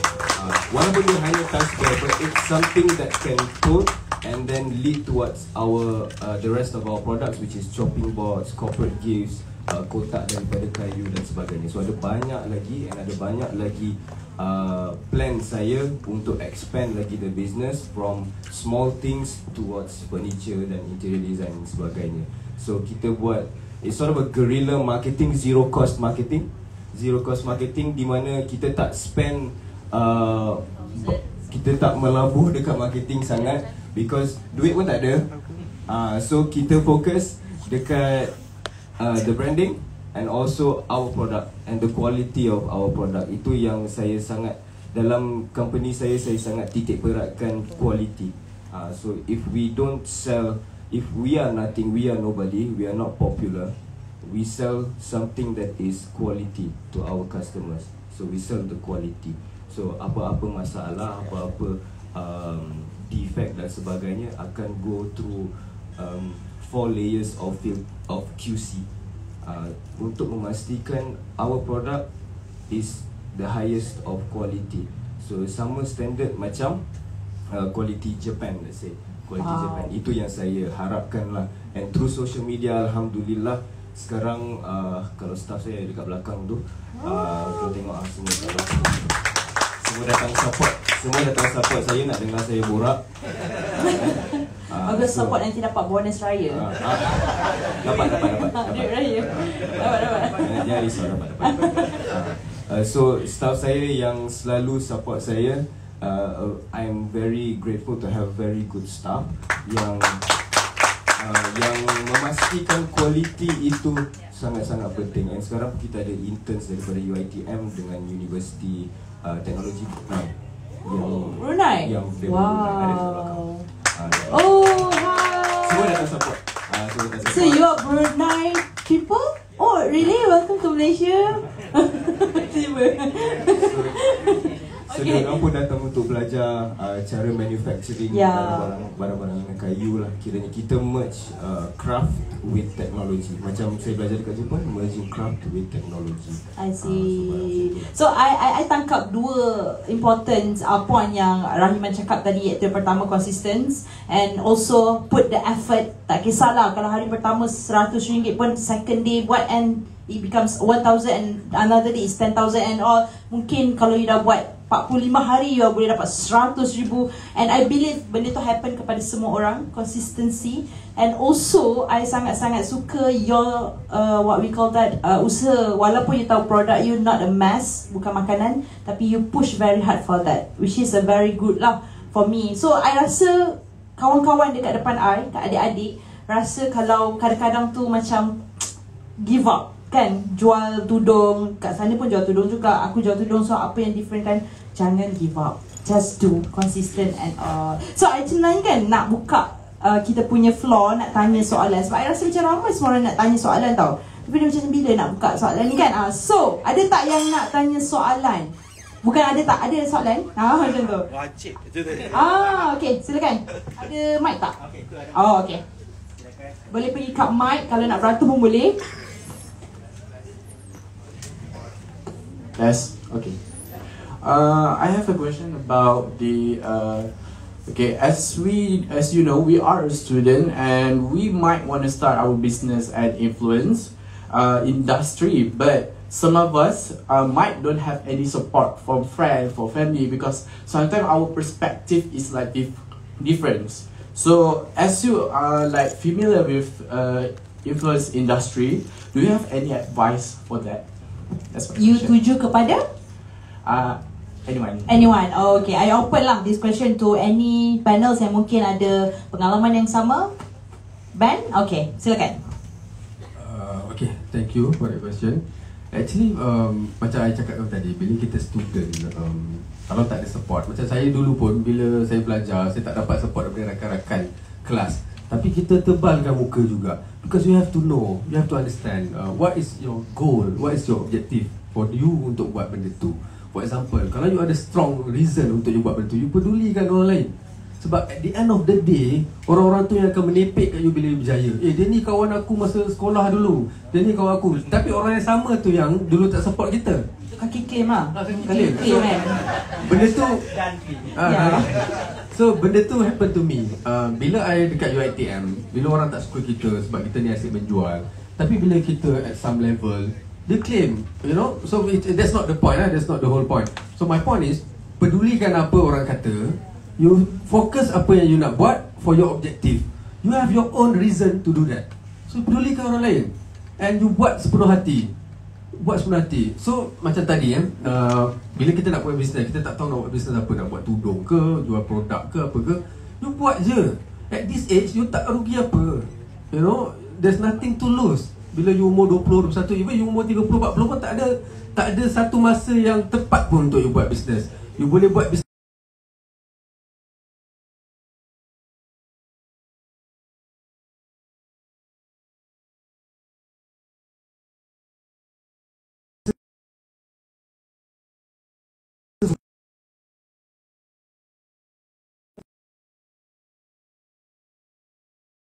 pada keyakinan, kemampuan diri you sendiri. Okay? Yay.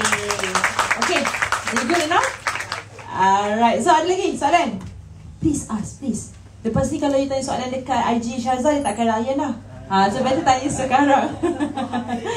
Okay, ada soalan mungkin nak tanya about you mungkin dah ada dalam fasa perniagaan, tapi macam mana nak kembangkan, nak compete ke?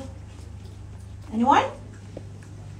Okay, sementara nak mendengar ataupun memikirkan soalan-soalan tersebut, I ada soalan. I personally ada soalan lah. But somehow kita tengok dekat luar sana, macam I pun sebenarnya adalah sama benda juga pemikiran.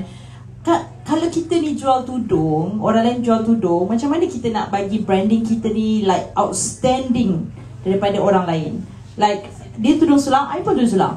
So how you make yourself being like dilihat oleh orang lain yang macam, oh aku kena beli tudung dia instead of tudung dia ni. Sebab banyak kan, semua orang jual tudung contohnya. So sama juga, saya selalu terbantut untuk memulakan perniagaan itu because of I do think about that. So mungkin Rahiman boleh jawab? So dalam dunia perkayuan, industri membuat produk daripada kayu ni memang banyak sangat competition. Memang banyak sangat competition yang buat benda seolah-olah sama. Kalau tengok World Deco Islamic, kalau tengok World Deco Islamic, semua design sama. Semua design sama, jadi bila kita pun nak buat benda yang sama, yang penting adalah USP, Unique Selling Proposition. Okay? Yang penting adalah itu. Apa yang kita boleh bagi yang berbeza, walaupun produk sama, tapi dia berbeza dengan company yang lain yang buat benda yang sama. Apa yang kita boleh bagi yang berbeza? So kalau contoh macam tu, okay, kita pun nak buat World Deco Islamic juga, tapi apa yang berbeza daripada company lain yang buat adalah satu dari segi design, yang dua dari segi modularity. Dia boleh ubah-ubah, dia boleh modular and dia boleh customize. So kita walaupun dalam kategori yang sama, kita cari unique selling proposition. Daripada situ kita push USP itu sebagai the main point of our marketing.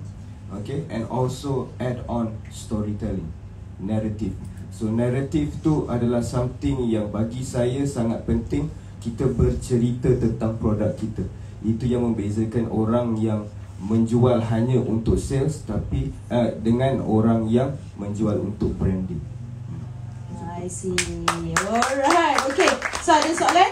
Thank you so much. Thank you so much menjawab soalan saya. Silakan.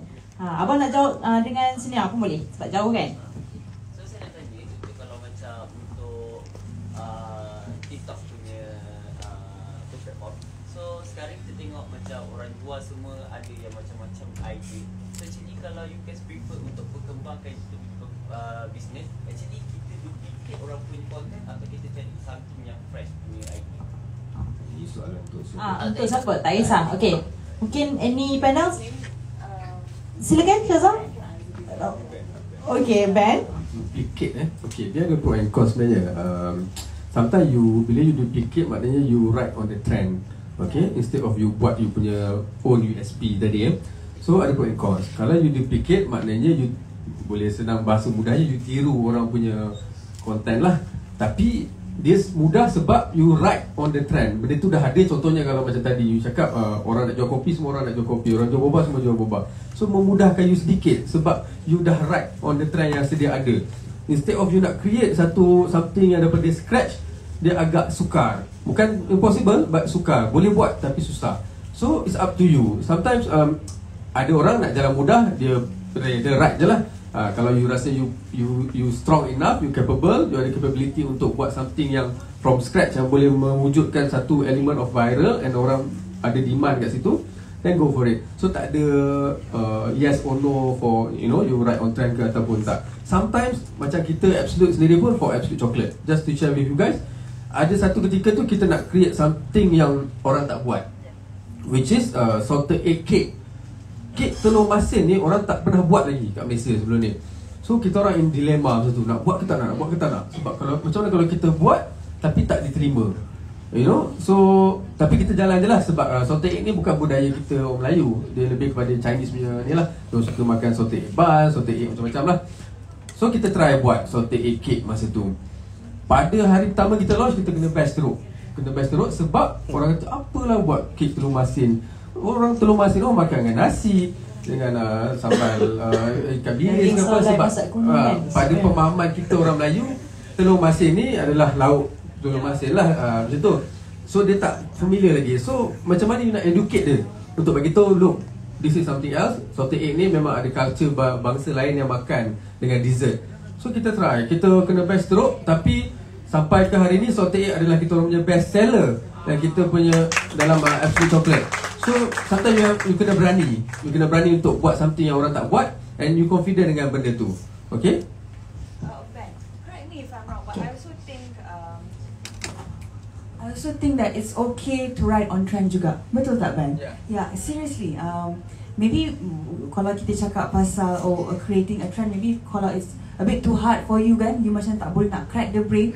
Sebenarnya it's also okay to ride on trend. Because benda tu nampak macam tak original semua, tapi sebenarnya benda tu it sells. It sells. I used to think that tak boleh, kita kena ada originality. That's why tiba-tiba I just masuk, no, maybe there's no such thing as originality. Maybe sebenarnya semua adalah cuplikan daripada masing-masing punya karya or art. So it's okay to ride on trend, but along the way that as you were riding on that trend, you also need to crack your brain a bit to think of something that makes what you sell or what you are as a person yang you nak sell tu a bit special. Yeah, I think itu from my side. Ya, betul. At the first place, you ambil dulu orang punya. Like macam you write macam you orang jual kopi, kau pun jual kopi. Lepas tu fikirlah, mungkin ada kopi latte, kopi matcha, kopi apa benda kan. So contohnya, just to add sikit lah dari apa yang saya cakap tu. So kita punya first product Absolute Chocolate adalah cake chocolate. Cake chocolate moss ni dah memang ada selama beratus tahun. Tapi itu adalah produk kita yang pertama. Cuma bila kita jual cake chocolate ni, kita tweak dia sikit. Instead of chocolate moss tu, chocolate garnish sudah ada on top of the cake, kita asingkan dia. Disebabkan satu elemen yang berbeza sikit je, you asingkan sos daripada cake tu, dan dia went viral masa tu. And everywhere orang duk tuang-tuang sos tu. Kita pun terkejut tengok semua orang duk tuang sos. Jadi kita pun tak sangka benda tu akan viral. So masa tu my wife Nadia kata, look, you have to believe me, I think benda ni boleh viral. Jom jual kek. Masa tu I tak nak jual kek, sebab masa tu I jual tudung, I jual fashion, I jual seluar lah semua. I buat retail lah. So Nadia datang kata, you pun nak kahwin dengan I ni, tak ada duit sekarang ni.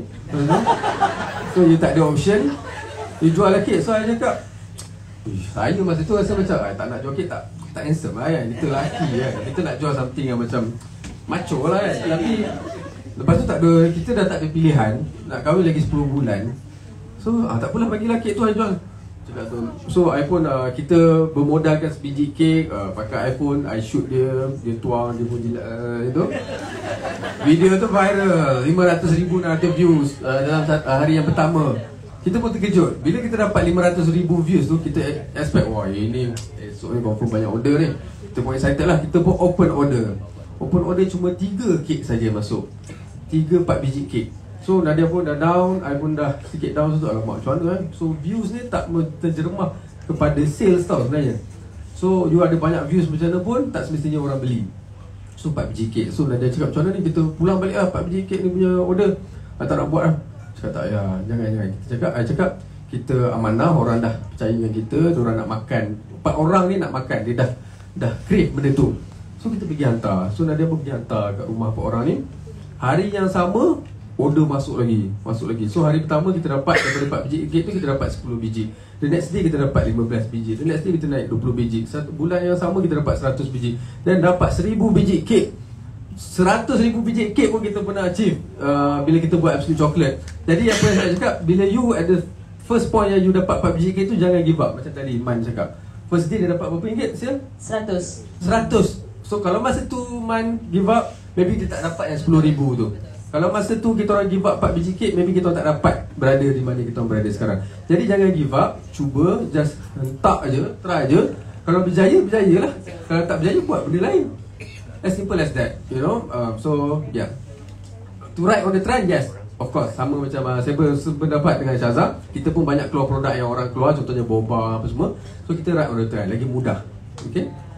Okay, so ada lagi soalan? Nampak? Silakan.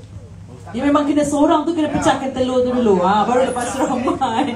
Okay, silakan. Assalamualaikum. Soalan saya tuju kepada Syazah. You menang Dewi Remaja kan? Yes, saya. So soalan dia, do you think it's important for you to have a side income other than just being a, macam orang kata macam kau menang Dewi Remaja tu macam perlu ke nak kena buat business tu lah, buat business ni, other than you just write on your Dewi Remaja all on your the time. Dewi Remaja title. For me as someone who Thank you. Siapa nama awak? Hi Razif. Thank you so much for the question. Satu girlfriend dia kot. Is it? Oh bukan. Oh, muka marah. Bukan. Muda lagi lah. Umur awak berapa? 22. Saya tu single.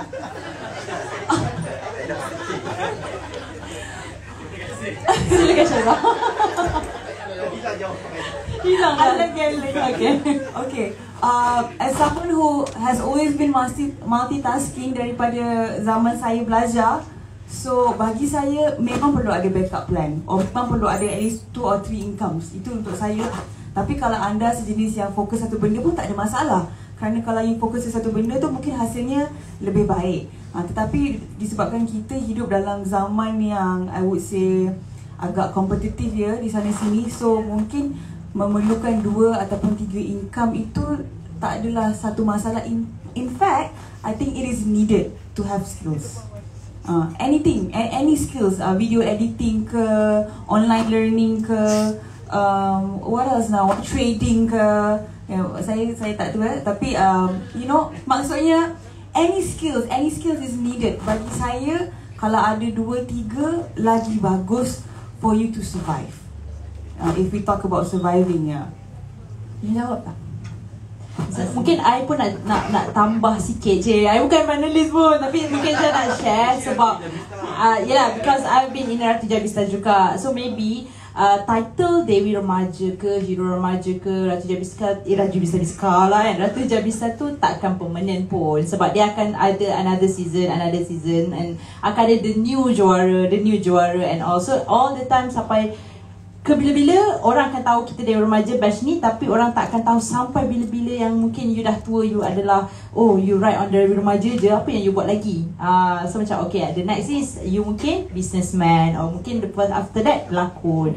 So yeah, that's why I think perlu sebenarnya, walaupun you Dewi Remaja ke, juara ke, siapa-siapa pun, tapi you at least ada another else personality yang orang boleh kenal, betul tak? Yeah, and winning doesn't make it any easier. Betul.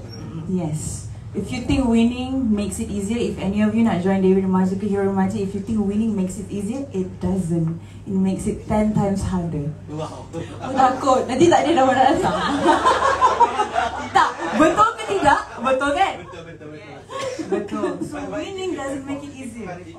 It gives us platform, but how you use it now. But it doesn't make you easier. So if you think, lepas menang settle, lagi macam kena cut your brain. Okay, what's next? What do you do next? Ya, betul. The good, the bad side pun orang akan tengok. Betul lah. So apa lagi selain pelakon? Apa lagi selain pengacara? Apa lagi selain daripada berniaga? Apa lagi ya?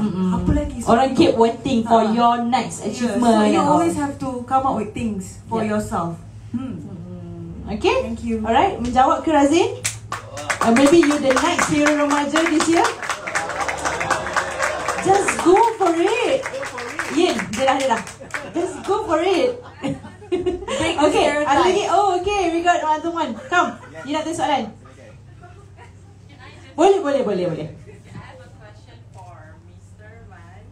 Okay, Rahiman, alright. Okay, as a creative person, I think it's so hard to find like the best product yang macam fit you and also the mass. Okay, how do you find the best product? Sebab actually I pun minat nak jual, tapi I nak jual something yang speaks me. Thank you for your question. May I know what you are also creative? Yes. You're also actually, creative. I'm doing website designing. Website designer. Okay. So at Cantum we have 2 divisions. The first division is catered towards the mass, and we have another division called Cantum Artifacts. That's mine in which I put my designs inside.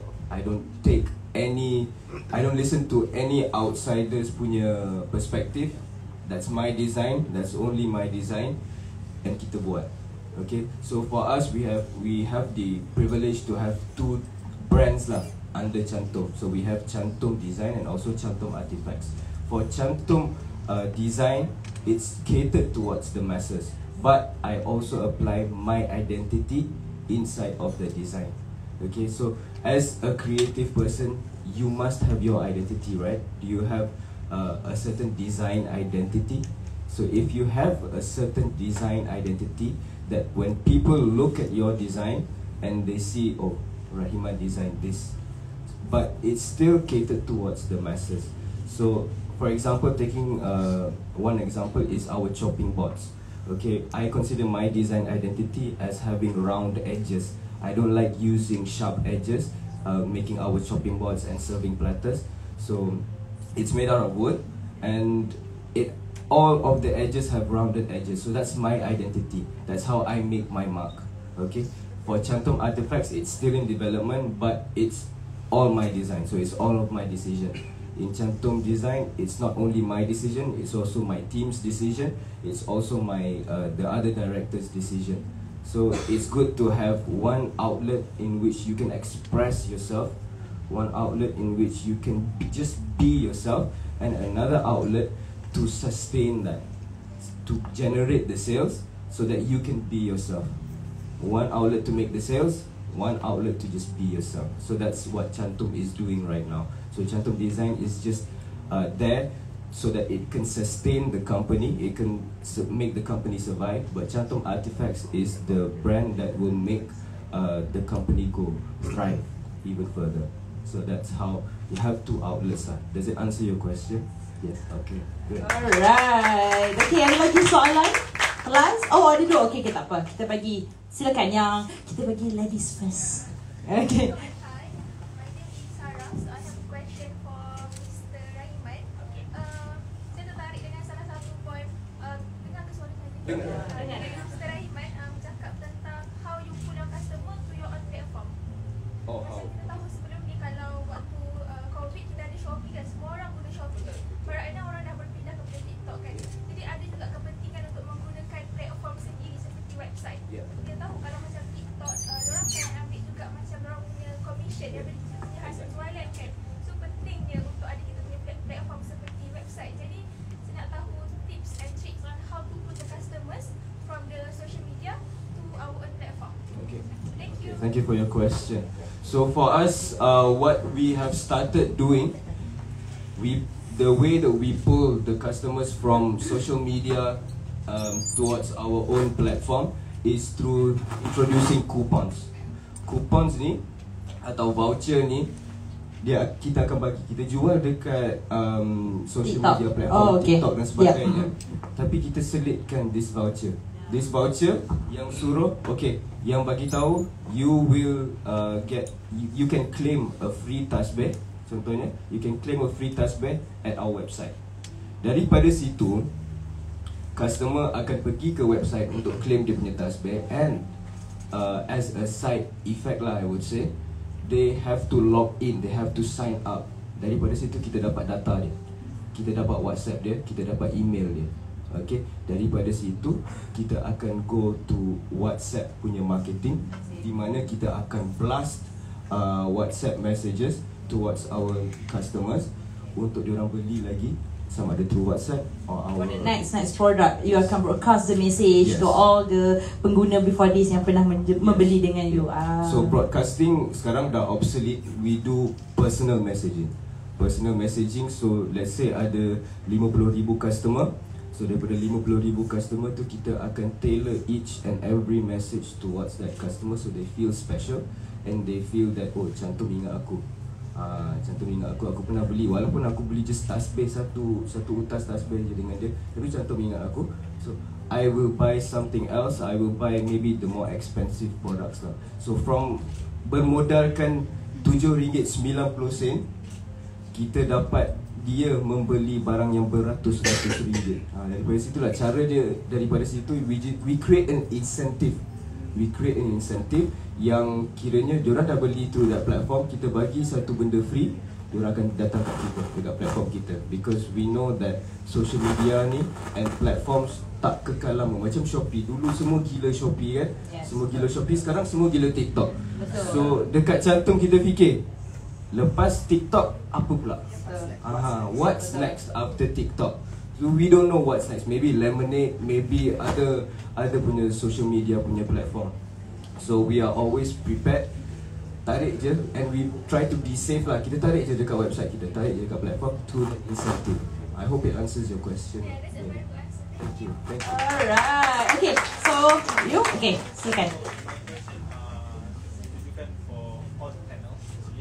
So macam Ben cerita tadi, dia start daripada 4K sales, lepas tu naik 10, lepas tu sampai 100,000, and Cik Rahimah from that RM100 naik 1,000 semua, and Shazza with her business. What motivate you guys to like keep going all through these years yang sampai sekarang? Okay, for myself, my family lah, my mother, my father, you know, like saya datang daripada keluarga yang susah, dibesarkan di Perlis, di Kangkang Perlis, dan boleh. Sorry, job aside, so you are one of the 8 people in Perlis? Ya, saya orang ketiga. Saya orang ketiga kat Perlis tu. Jadi just kan nama joke, sorry. Baru nak mood sedih ni. Sorry potong mood sebab I nampak macam orang dah ngantuk. So we need some humor. So Okay. your objective lah, you know. Sometimes you rasa give up, tapi you akan ingat balik, I buat ni untuk apa? So untuk family, untuk mak bapak, anak, adik, kakak semua. Jadi dia akan buat you stay focus. So whatever wave, ombak, tsunami datang pun, you akan stay afloat, relax.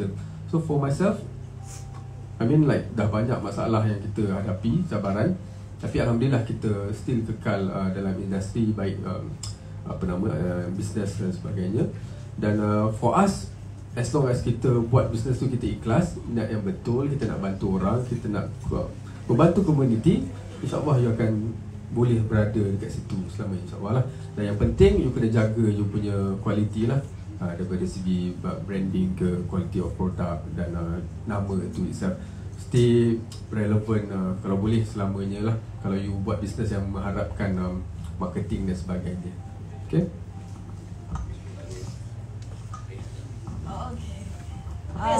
Simple tips to our friends here. Find your purpose. Find what do you want in life. Okay, find your purpose, find your objective. Mungkin if purpose you A, what's driven you, apa yang drive you. Mungkin parents macam Ben ada keluarga dia, kan?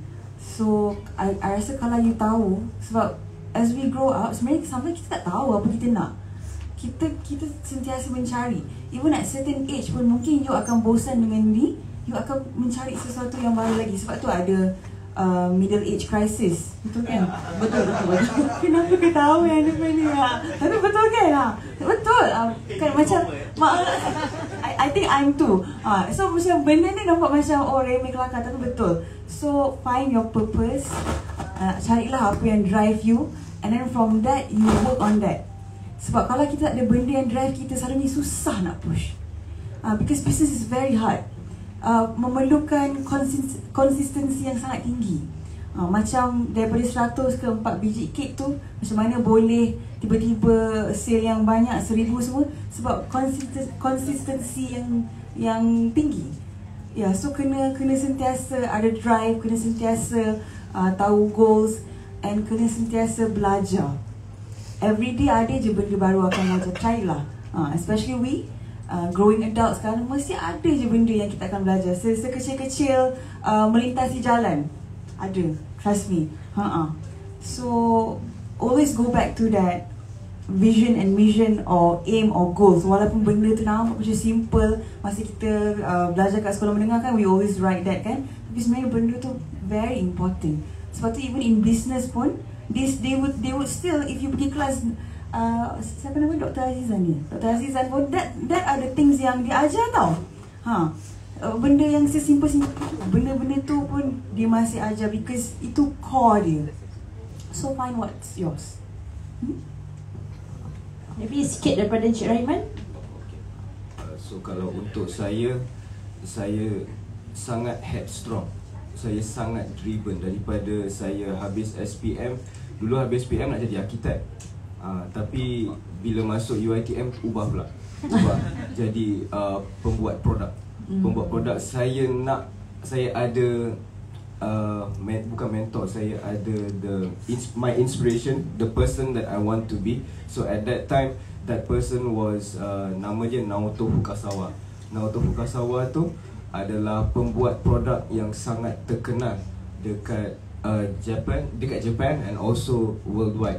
So orang kenal dengan, dalam dunia design orang kenal dia, orang kenal design dia. So saya nak jadi macam tu. Saya tak kisah apa cara sekalipun, saya akan jadi macam tu juga, supaya design yang saya buat semua dapat manfaat daripadanya.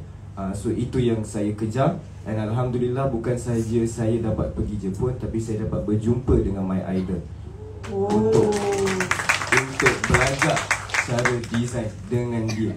Walaupun hanya bersembang one to one, tapi saya dapat masuk dalam otak dia. Saya dapat belajar apa yang dia punya filosofi, apa yang dia punya fundamental. So saya dapat belajar. So dah achieve yang tu, saya punya hasrat balik ke Malaysia. Saya nak apply dekat Malaysia. And also team is very important. So my staff dan my kilang, apa yang saya nak buat is naikkan industri perkayuan ni daripada apa yang kita sangka, which is dirty, dangerous, and satu lagi D saya dah lupa dah. Dirty, dangerous, demeaning. 3D, dirty, dangerous, demeaning. Industri yang berhabuk. Industri yang berhabuk, yang staff saya dekat belakang dah sehari-hari lah dia experience. So saya nak elevate industri perkayuan ni daripada dirty, demeaning and dangerous ni kepada industri yang sama level atau lebih tinggi daripada level yang IT dengan engineering ni. So dari segi gaji, dari segi working infrastructure, dari segi environment, semua saya nak tingkatkan. So itu, the drive is important lah. Ini saya baru baik demam, tapi demam yang jenis tak boleh bangun. Tapi saya fikir ramai lagi staff saya yang demam Isnin dengan Selasa, ramai lagi yang demam. Saya fikir ni kalau aku tak pergi kerja ni, barai ni diorang nak buat kerja. So saya pergi juga kerja, demam tak boleh bangun ke apa ke, telan Red Bull, telan kopi, gerak, buat je, langgar je. So bila you dah ada motivation and drive yang sangat kuat, no matter what falls upon you, you akan hadap je. Itulah dia. When ada satu perkataan, satu sentence yang saya selalu pegang, when you are in hell, walk through it. So itu dia. Oh, okay. Gaya Jepun tu sampai gaya pun macam mana. In fact, isteri dia pun saya ingat orang Jepun tadi. Yes, betul. Asma nak tanya juga. Konnichiwa. Tanya usik Oh, you nak usik je? Apa usik. I thought you want to start. Okay, tak apa. Actually, kita pun sebenarnya sebab ada lagi satu. Okay lah. Sebab dia tu pandang I macam dah marah. Okay, tak apa. Boleh silakan. Tak apa.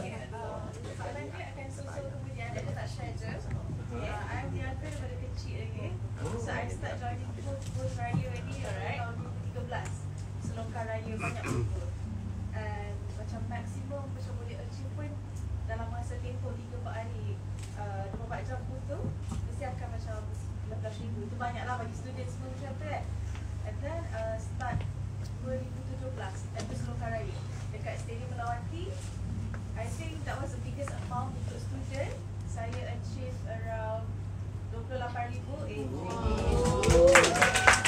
and last year saya join Absolute Bazaar. And I rasa event tu Masak Raya, it was a success event. Sebelum nak join tu, actually untuk nak bandingkan event-event yang lain, bazar-bazar yang lain tu Absolute quite pricey. Untuk saya lah sebab student kan. Hint to the phone. Kena hint, okay. Quite pricey.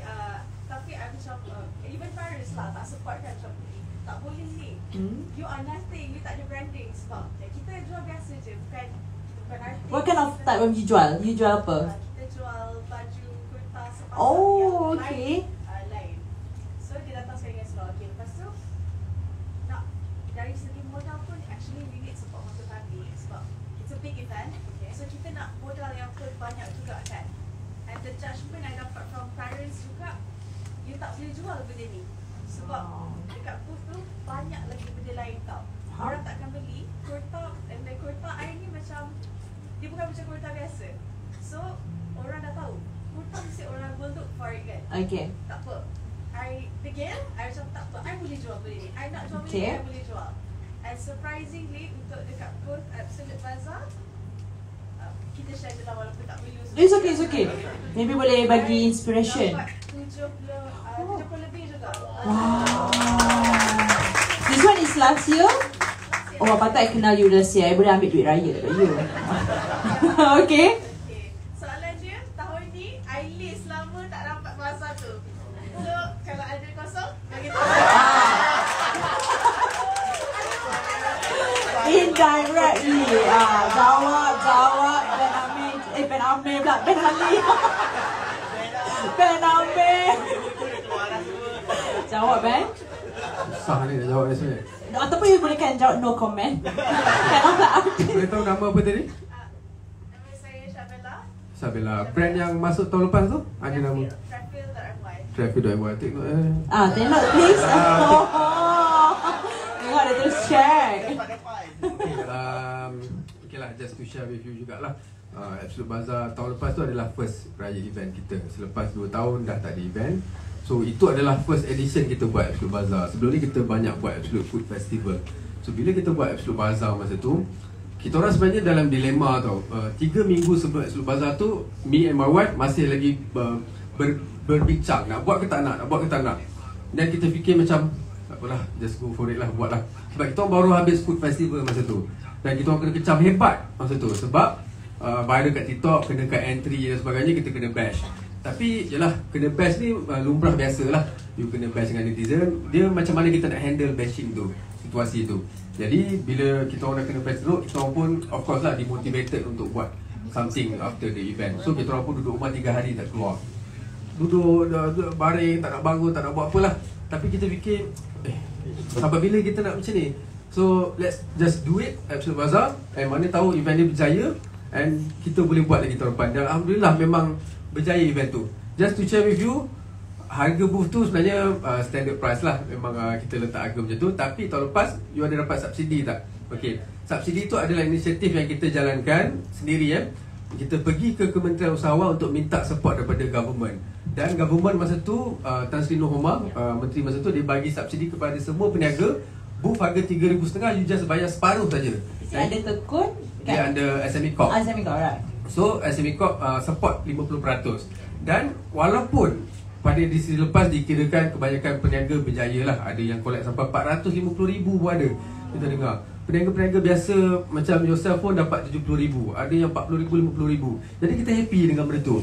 So of course bila kita buat this year, walaupun harganya kita naikkan sikit, tapi kita orang masih dalam proses untuk meminta subsidi daripada government. So that whoever yang join Absolute, kita bukan takat kita nak pentingkan quantity, kita nak pentingkan quality juga. I believe maybe you terlambat sikit untuk reserve book this year. That's why you tak dapat. Sebab diorang dah book daripada bulan 5 tahun lepas. Habis event dia dah book untuk tahun ni. Jadi lepas raya book terus untuk tahun depan. Ni you terus book sekarang untuk tahun depan. Kan? Betul. Kita sebenarnya dah 3-4 kali kita tambah layout kita. Cumanya kita tak nak terlalu banyak booth. Sebab kita tak nak nanti you compete terlalu banyak vendors. Kita nak pentingkan quality. So macam our event pun, kalau you brand, contohlah saya ambil brand nama Bulan Bintang for example, 1 Bulan Bintang saja boleh join. You tak boleh ada 2-3 stokis join event yang sama. Jadi kita create that demand. So bila you susah nak masuk, you rasa lagi macam bila you jual mahal, contohnya I nak mengurat you jual mahal, I rasa lagi nak susah nak datang I, you lagi nak I. So that kind of demand yang kita buat. Suami orang guys, please. So dah bahaya, jodoh tak ada. Tak nak. Sekarang ni musim. Betul musim. So that kind of demand. So kalau sebenarnya booth nak kata ada tu memang dah tak ada. Tapi mungkin boleh tunggu towards the very last minute. memang dia tolak ke sometimes ataupun ada yang macam sometimes kita ter-double Faham? move ke, so kadang-kadang ada sikit. So you kena cepat. Kalau kita announce tu, you terus result. Jangan fikir dah. Jangan Terus fikir. pak. Terus lock. betul. Okay.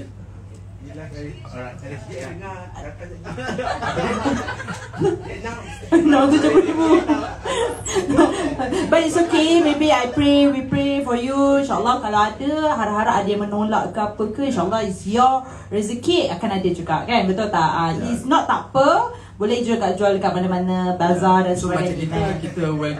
kita welcome our vendors. Even you tak jual kita, you are welcome to join any other event. Sebab pada kita, you berniaga kat mana pun, kalau rezeki you tertulis kat situ, you akan dapat juga. Cumanya testimoni ni menarik lah sebab dia secara live dia kongsi kan. Kita It's pun kind of marketing juga tu kan. kita pun tak pernah review, kita pun tak suka jaja kita punya peniaga punya sales kan. Tapi you sendiri share, dia dapat 70,000 dengan hanya menjual kurta. Jadi join lah event kita lagi next year. Indirectly, alright. Thank you so much kepada semua yang sudi bertanya soalan dan juga sebenarnya kepada panelis. I tak tahu kenapa I hari ini, tapi macam dia selalu terlebih ayat dia. Tapi kepada panel kita pada hari ini, mungkin I nak minta lah seorang 1 minit just to share whatever your harapan ke ataupun something yang mungkin you to wrap up this topic today kepada adik-adik kita kat depan ni. Silakan. Dah habis dah. Terima kasih sebab sudi meluangkan masa. Thank you so much for listening to us. Harap apa-apa yang dikongsikan dapat dimanfaatkan. Terima kasih juga ke atas soalan-soalan, kerana soalan-soalan anda itu juga sedikit sebanyak mengajar kami juga. Input-input seperti sale 70,000 tu ya Ben. Mungkin sebab tu juga kot saya pun tak dapat booth. Bukan awak seorang je. Saya pun tak dapat. Ya Ben. Jadi itulah, harap apa benda yang kami kongsikan dapat manfaat, and thank you so much for listening and for paying attention, and thank you so much kepada UiTM kerana sudi menjemput saya. Alhamdulillah. Terima kasih juga kepada panelis atas perkongsian yang penuh manfaat. Saya minta maaf kalau ada salah silap sepanjang sesi ini, gurau-gurauan yang manja tu. Assalamualaikum. Before that, Shazad from UiTM. Ya, saya daripada UiTM Puncak Perdana Creative Writing. Okay, Puncak Perdana is here. Okay, next, Cik Rahiman pula, 1 minute. First of all, I'd like to say thank you. 本当にありがとうございました。はい。Thank you kepada penganjur invite saya. Thank you Madam Z personally invite saya. Alhamdulillah hari ini berjalan dengan lancar lah ya. Terima kasih atas soalan-soalan yang diberikan dan peluang untuk saya bercakap dekat sini. Jarang-jarang sekali saya dapat bercakap dekat sini sebab saya selalu busy. So this is kind of like sangat-sangat bagus because dia sendiri turun untuk bercakap dengan kita korang, sangat-sangat beruntung. So, Cik Rahman from UiTM? UiTM Shalom. UiTM Shalom. Yeah. Often lah kita kat UiTM Shalom kan? Alright, okay. Ada lagi? Alright. Thank you so much everyone. Remember, when you're in hell, go through it. Yeah. Alright, okay, next, Ben. Okay, saya pula daripada UiTM Puncak Perdana. Wow. 2 lawan 1 lah. Okay, saya nak katakan kepada semua pelajar-pelajar UiTM, jangan give up. Okay, kita ada produk yang bagus. UiTM ni salah satu universiti yang bagi saya lah yang terbaik di Malaysia ni. Okay, that's why bila masa saya ada peluang ni untuk berkongsi, saya akan luangkan masa untuk berkongsi sedikit ilmu dan pengalaman. Sebab saya nak create lagi ramai Rahiman, lagi ramai Ben Ali, lagi ramai Shazad B daripada UiTM. Okay, dan saya harap dan saya doakan anda semua satu hari nanti bila kita jumpa kat luar sana, muka-muka ni lah akan menghiasi baik industri perfilman ke, perniagaan ke, engineering ke dan sebagainya di luar sana. Bila in real life just to share a short story boleh sikit. Saya Kalilah silakan. Saya belajar sekolah, saya belajar engineering. Okay, saya ambil mechanical engineering. Dan saya berminat daripada kecil, saya cita-cita sama macam Rahiman jadi arkitek. Tapi disebabkan ketidakmampuan family, jadi saya apply architecture, saya tak dapat. Okay, dan saya punya fokus tu satu je, saya memang minat engineering drawing ni. Kalau saya belajar tu, saya punya skor tu 100 je dapat engineering drawing. Sebab saya suka lukis portrait, bangunan sebagainya, tapi tak dapat. That's why saya dicampak ke fakulti perniagaan. So saya tak minat. My point is, jangan risau. Apa yang you belajar sekarang ni, baik business ke, filem ke, nanti bila you keluar dalam you punya real life, you akan pakai semua tu. You akan implement dalam real life you. Contoh saya ambil, saya buat business, tapi saya guna segala ilmu architecture saya, seni saya, kreatif saya punya otak bahagian kreatif tu untuk membuat marketing. Saya plan, saya rancang, strategize macam mana nak buat marketing. Bagi saya itu adalah architecture dalam diri hidup saya sendiri. And then apa yang saya belajar daripada UiTM Puncak Perdana, filem, kreatif, directing pun saya implement dalam bisnes saya. Saya buat music video, saya buat konten-konten yang saya belajar. Dan saya percaya adik-adik juga jangan fikir macam, oh saya belajar sekarang ni course katakanlah Masscom, tapi tiba-tiba keluar buat benda lain. Jangan risau, sebab macam mana pun whatever yang you belajar ni sangat berguna untuk you gunakan nanti. Okay, so itu saja daripada saya. Terima kasih banyak-banyak. Okey, beri kata bukan kepada ketiga panel kita pada pagi ini, Ben Ali, Cik Rahman dan juga Syazabi, kerana sudi berkongsi dengan kita semua. Best tak? Best tak? So korang dah tahu dah nak jual apa, nak buat apa dengan talent yang ada, dah ada spirit tu, dah ada confident tu, keluar dia macam wah, langgar mampus semua, aku nak buat juga. Macam tu kan? I want you guys to have that spirit, okay? Alright.